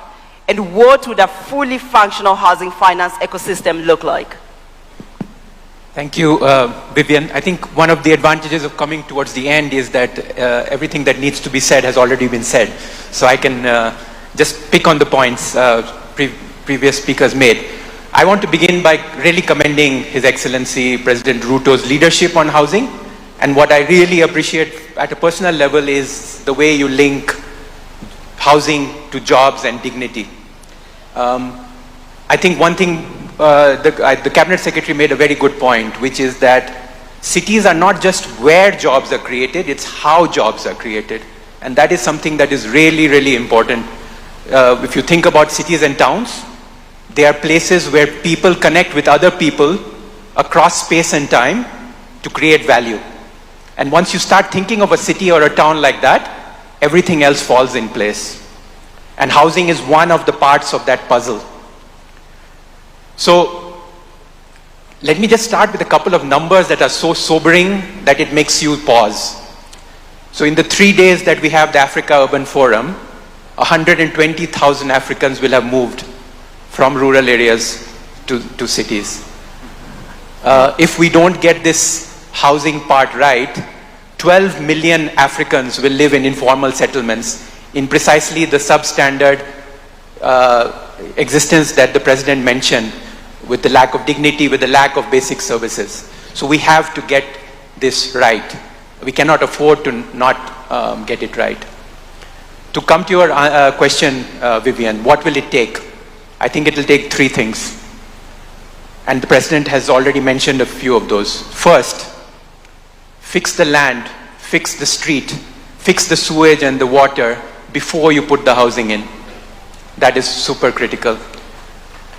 And we have examples in Kenya, Dandora, we have examples in Angola, we have examples in Cote d'Ivoire of sites and services, which precisely does this. You put in the trunk infrastructure before the housing is built, so that you ensure that the private sector can come in a meaningful way. That's number one. But second is that often we think of the housing finance market as one market.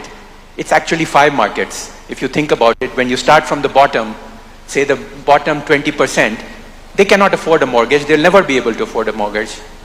Then you have to think about things like targeted subsidies, sites and services, things like that. When you look at the middle of the market, there are things like, for example, 70% of housing in Africa is self-financed and incrementally. So people don't build a house at one go, they'll build step by step. So you need to match the finance with that and with their ability to pay. And then at the top of the market, you have the mortgages. And then there are things that you can do to improve the functioning of that market. But always remember that the housing finance market is actually several markets. And you need instruments for each of those markets. And the third point that I would say to get private capital in is something that Anna Claudia also mentioned, is that you need to link transport corridors, density, flood zones. You need to demarcate which parts of the towns and the cities are no-build zones so that the poor don't settle in these hazardous places. And by the way, now high resolution satellite imagery gives us the ability to pinpoint precisely which are the areas that are going to flood, which should not be built up.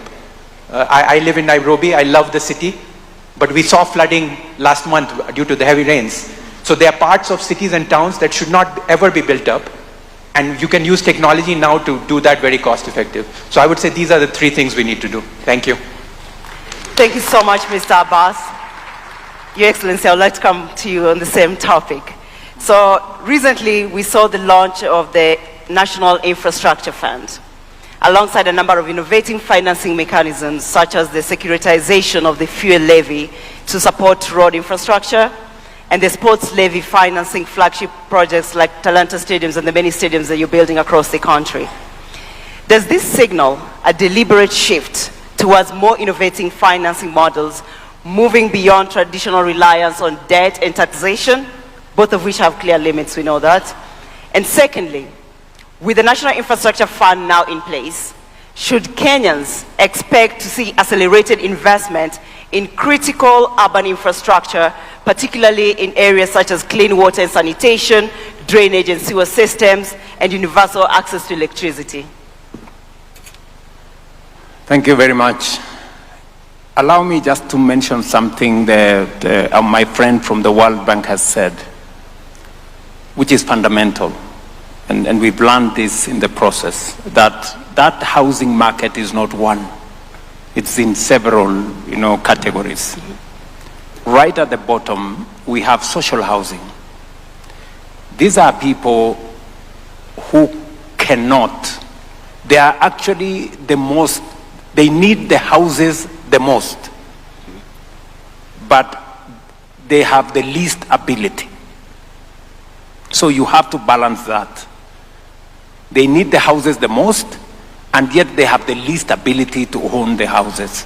So this is where, for example, for us as a government, we've done two things.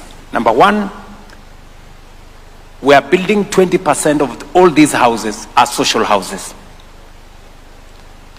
We've made it deliberate that we have a category for social houses. Number two, we have also removed the requirement that you need a deposit to move into the house.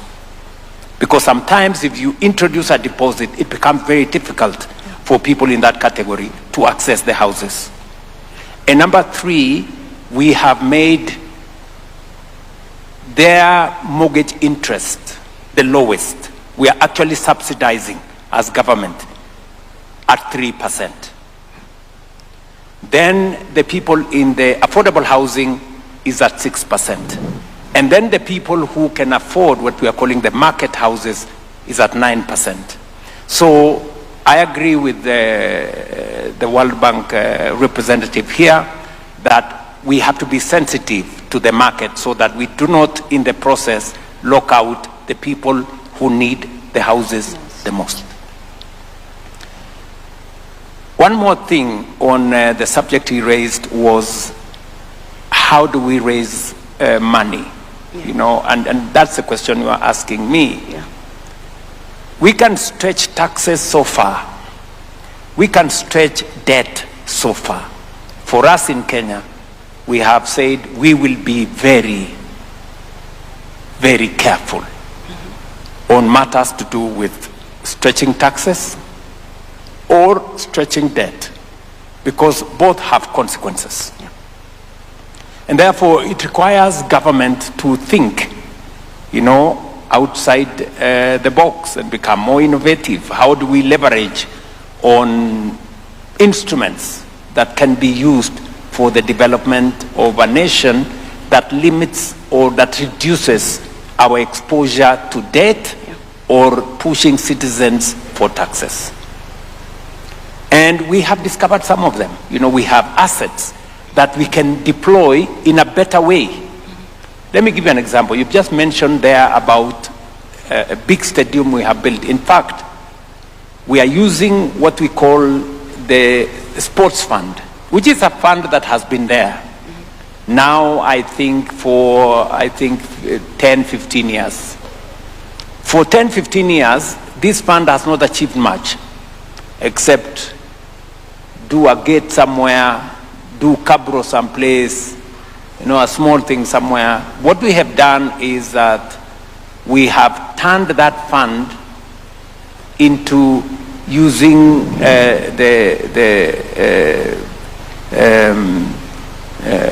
leveraging on the capital markets through securitization. That fund is now building for us the largest stadium in Nairobi, which is going to host AFCON next year, about $300 million. And another almost $200 million to build another 20 stadia across Kenya. Because sports, Kenya is a sporting nation. Yep. So many people are asking me, but where has this money come from? Have you gone to borrow more money? What have you done? So, innovative financing. Let me give you another example before we go to your question. We are building another huge conference facility. In fact, the next time these good people come to Kenya from August this year, they will be having this session or whatever session they will be coming in Bomas of Kenya. We're building another close to 350 million conference facility. Oh. Again, we haven't borrowed any money from nobody.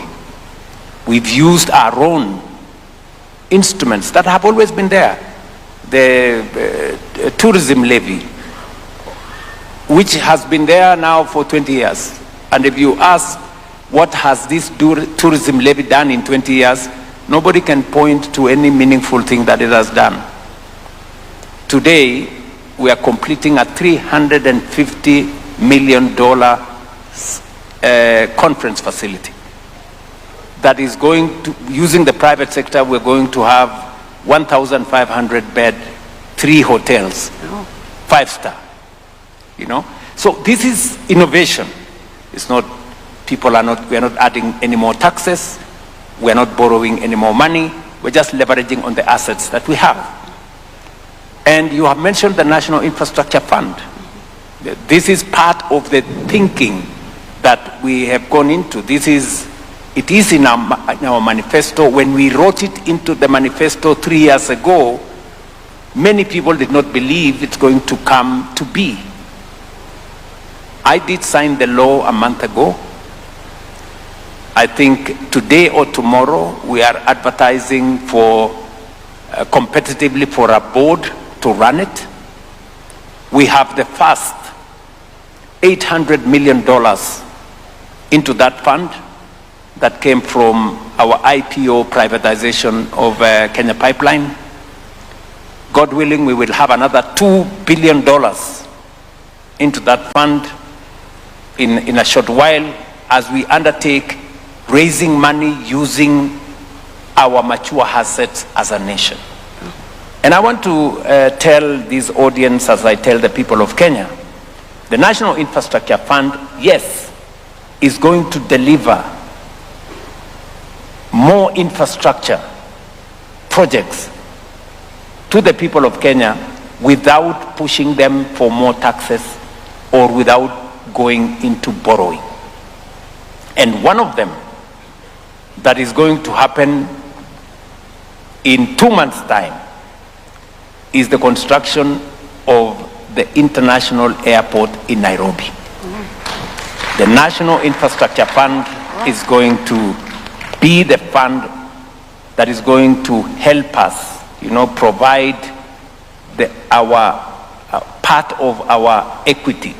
And we don't have to, it's going to be $1.5 billion facility, but we will be putting a fraction of it just to de-risk the process. And then the rest of the money, the private sector will come in through public-private partnership. We're going to work with the concessionaires, and we're going to build the airport using a small fraction of the National Infrastructure Fund. We already have 15 mega dams that are going to benefit from this fund. And I did make a commitment to the people of Kenya that any money that we raise from privatization that we raise from mature assets of the nation will be put in this fund. It will not be used to pay salary. It will not be used to pay debt. It is going to be used to develop infrastructure so that we replace one piece of infrastructure with 2, 3, 4, 5 others. That is how we intend to drive this into the future. Thank you so much. So, ladies and gentlemen, if you were still asking yourself, how is His Excellency the global champion for affordable housing for all, you've heard it from him. It's not just about the political will, it's not just about the bold leadership, but he also knows how to get the resources that need to make these ideas a reality. A big round of applause to His Excellency. Not you. No, okay. Just one more. And now I'll turn to His Excellency Moses Vilakati, African Union Commissioner for Agriculture, Rural Development, Blue Economy, and Sustainable Environment.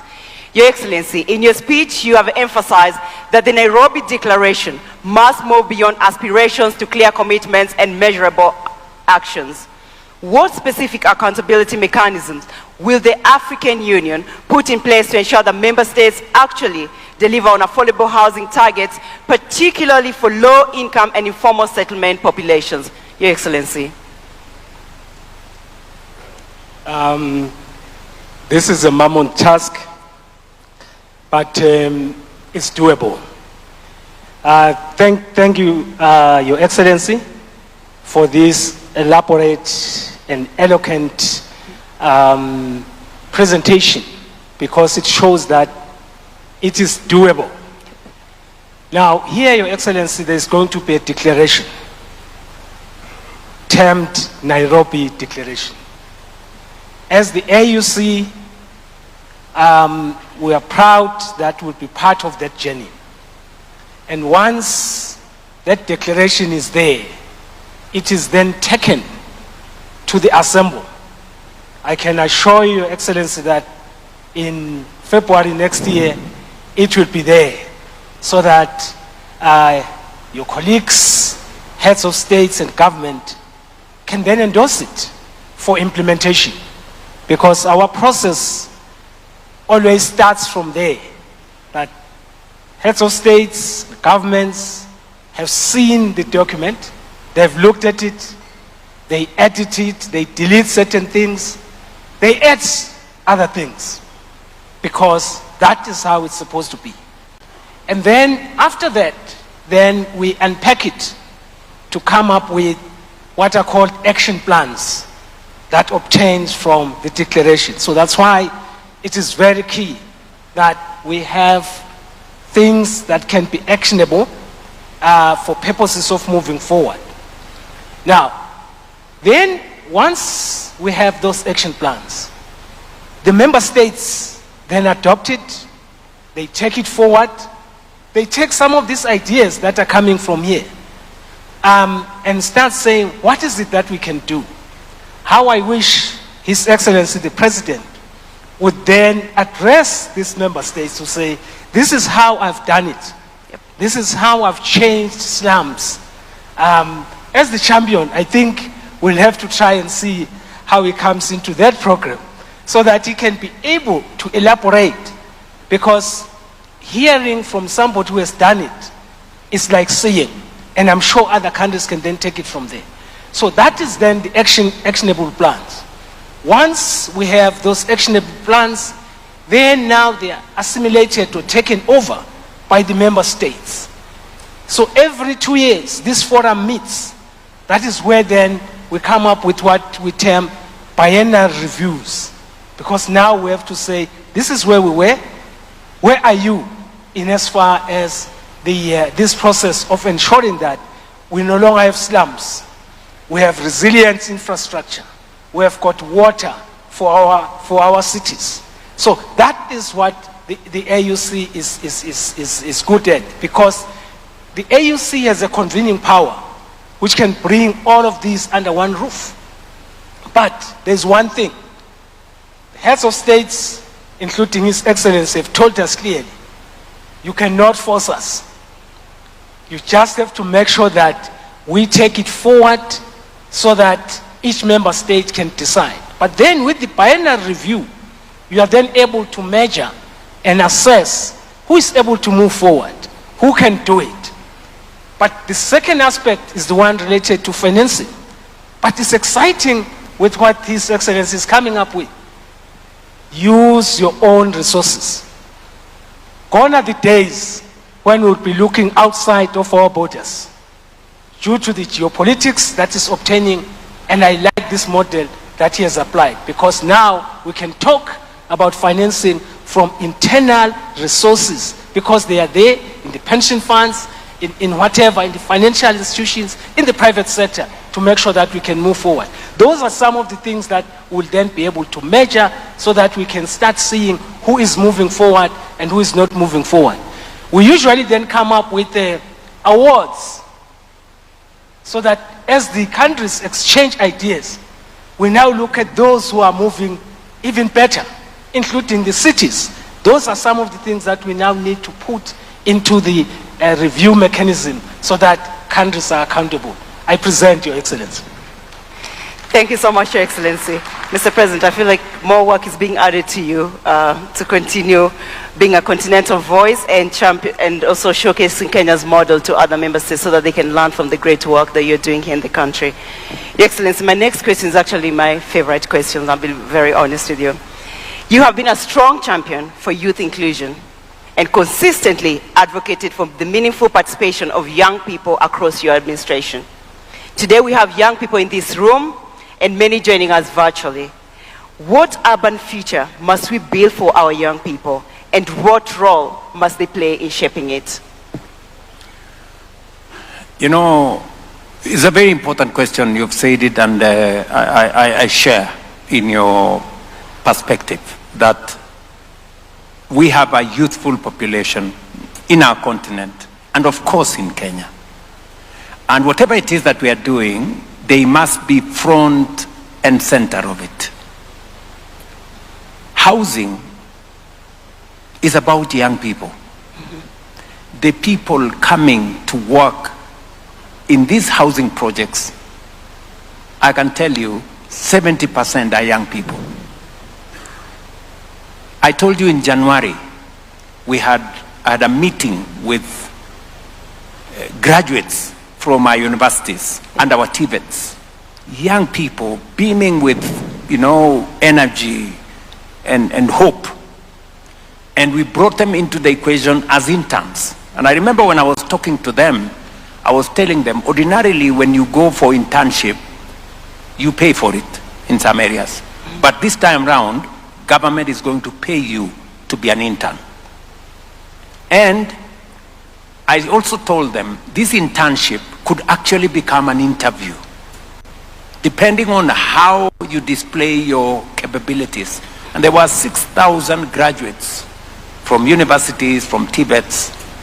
You know, how this is going to turn into a job for you, because we have onboarded how many consulting firms, my friend, consulting firms? Over 350 consulting firms in our housing ecosystem. And these are opportunities for working with these consultants. If you're good, you will finally be absorbed in these consulting firms. So it's about young people and opportunities. Secondly, I've had occasion to go hand over keys to beneficiaries of affordable housing. You can never believe the faces of young graduates, people who've gotten a job a year or two ago, and they get a key to own a home. It's just life-changing, you know? So this is about young people, their careers, their future, being able to lead, to move from, an informal settlement into a home that you will own. And we are also making it easier for young people to own these houses. In fact, we will be going back to Parliament to fine-tune the law so that we can reduce the bar for young people to own houses. So this is a whole of society approach. Finally, let me say this, as a leader and as a policy maker, it carries a lot of momentum if the people come along, if the people understand. So even as we make the case, I am very happy that it may have been difficult initially, but today I will give you 2 examples. A week ago, we have a big market, possibly the largest market in Kenya, in a place called KICC. I think there are close to 200,000 people in that market every week there, selling, buying, and doing stuff. People from different parts of Kenya come to that market to buy for them to go and sell in other markets. And we wanted to transform KICC. In fact, the leadership of that market came to see me. And I had a good conversation with them, and we told them, look, and they told me, Mr. President, we are trading in filth. If it rains, you have to put on gumboots. If it rains, nobody shows up because nobody wants to come into a place where the river has overflown, come with sewage, and flooded the trading space. So, first things first, we said we are going to fix the river. Then when I had a conversation with them, I told them we're going to fix the market because this is an informal market.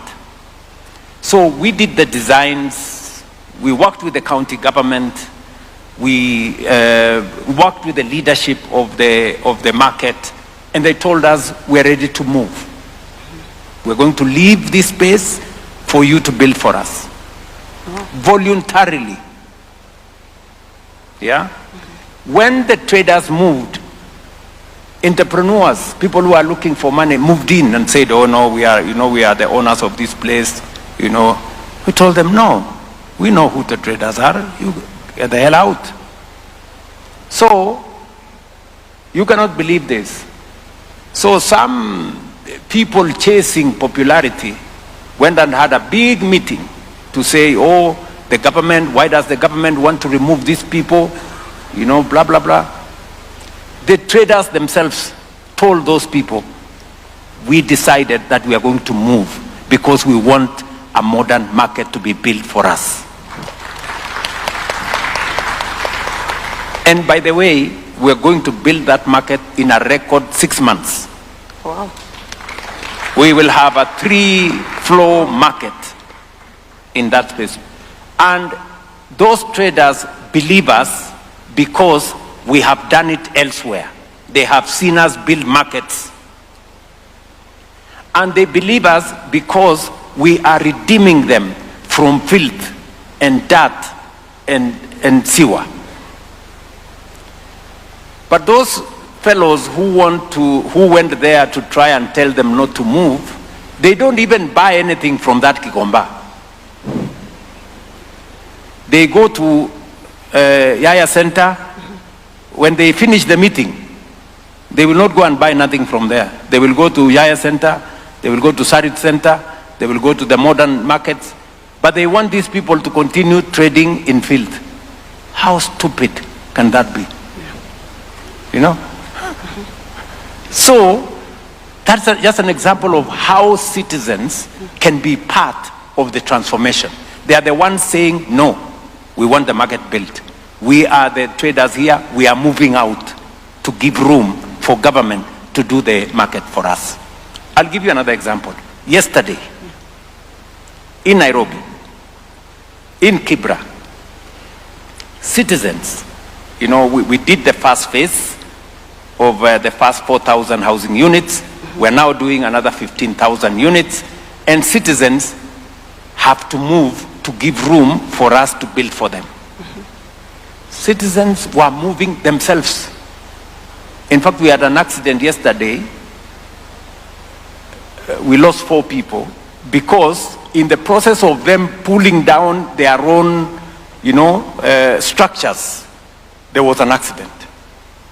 But what encouraged me is that the people themselves are pulling down the informal structures to live, so that to give room for us to build for them houses. In the past, they would be resisting that we do not want to move. That is how, when citizens come on board, things become even easier. And this time around, those fellows who went, the politicians who tried to go there, they didn't go to Kibera, because they now realized that the conversation has changed, that the people now know what they want, and they will not entertain any cheap stories. I would encourage us, as we drive this, it is very important that we onboard citizens so that they can help us make the difficult decisions. Thank you very much. Thank you so much, Your Excellencies. Your Excellencies, distinguished guests, please give a big round of applause to His Excellency, Dr. William Samoei Ruto, and all our additional speakers. Africa does not lack ideas. Africa does not lack ambition. What we must now confront is delivery. Housing is not a sector, it is a system through which we build our economies and our future. If we get housing right, we unlock jobs, productivity, and dignity. We have heard today from leaders who are not only advancing this agenda through policy and political will, but also through financing and implementation. And while progress is being made, there's still much work to be done here in Kenya and across the continent. I would like to close with a powerful message delivered a few months ago by Your Excellency at the new Mukuru Housing Estate handover ceremony, and I quote, "Today, we are giving you keys, not just to open a door, not just to open a house, but to open a home, to welcome you into dignity, into a different life." And that is the commitment I made to the people of Kenya. End of quote. Ladies and gentlemen, that is what affordable housing is about. At its core, dignity for all. Please join me in giving a warm round of applause to His Excellency, President William Samoei Ruto, the President of the Republic of Kenya, for his bold and transformative leadership and for walking the talk when it comes to affordable housing for all. Asante sana, Mr. President. God bless Kenya. Thank you. Come on, ladies and gentlemen, let's put another warm clap for His Excellency, together with the moderator, Vivian Onano. As we take our seats with utmost respect and honor, Your Excellency, allow me to invite you to make whatever remarks you may make, and also to officially declare the meeting open. Why don't we put our hands together as we welcome His Excellency to just declare the meeting open.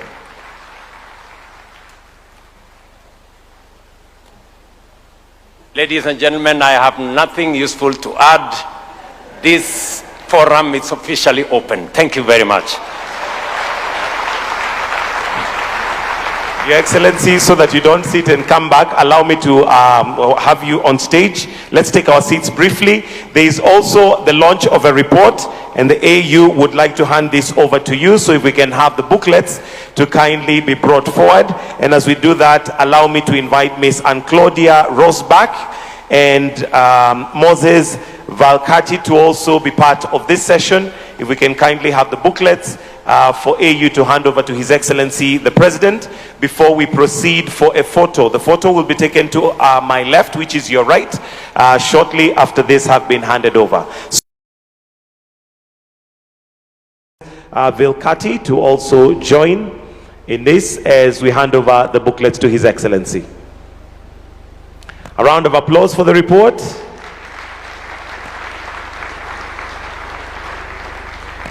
Then I'll request that you just hand, yes, hold the copies. Wonderful, wonderful. If I can get a thumbs up once the photographers, we are done. I think we are good. Thank you very much, Your Excellency. Thank you, sir. Thank you, Your Excellency. You may retreat to your seat.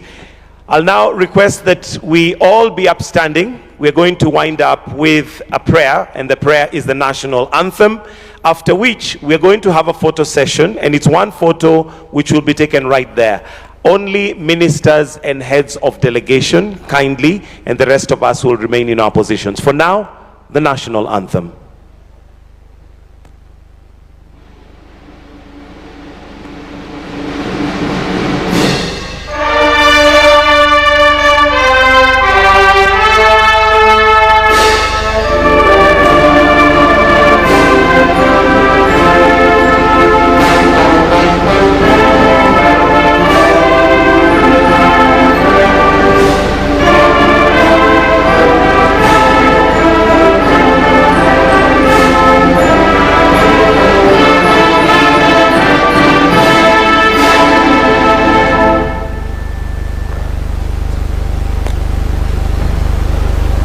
So I'll request that we allow His Excellency to proceed to the photo session area and be joined by ministers and heads of delegation only, kindly, for the photo.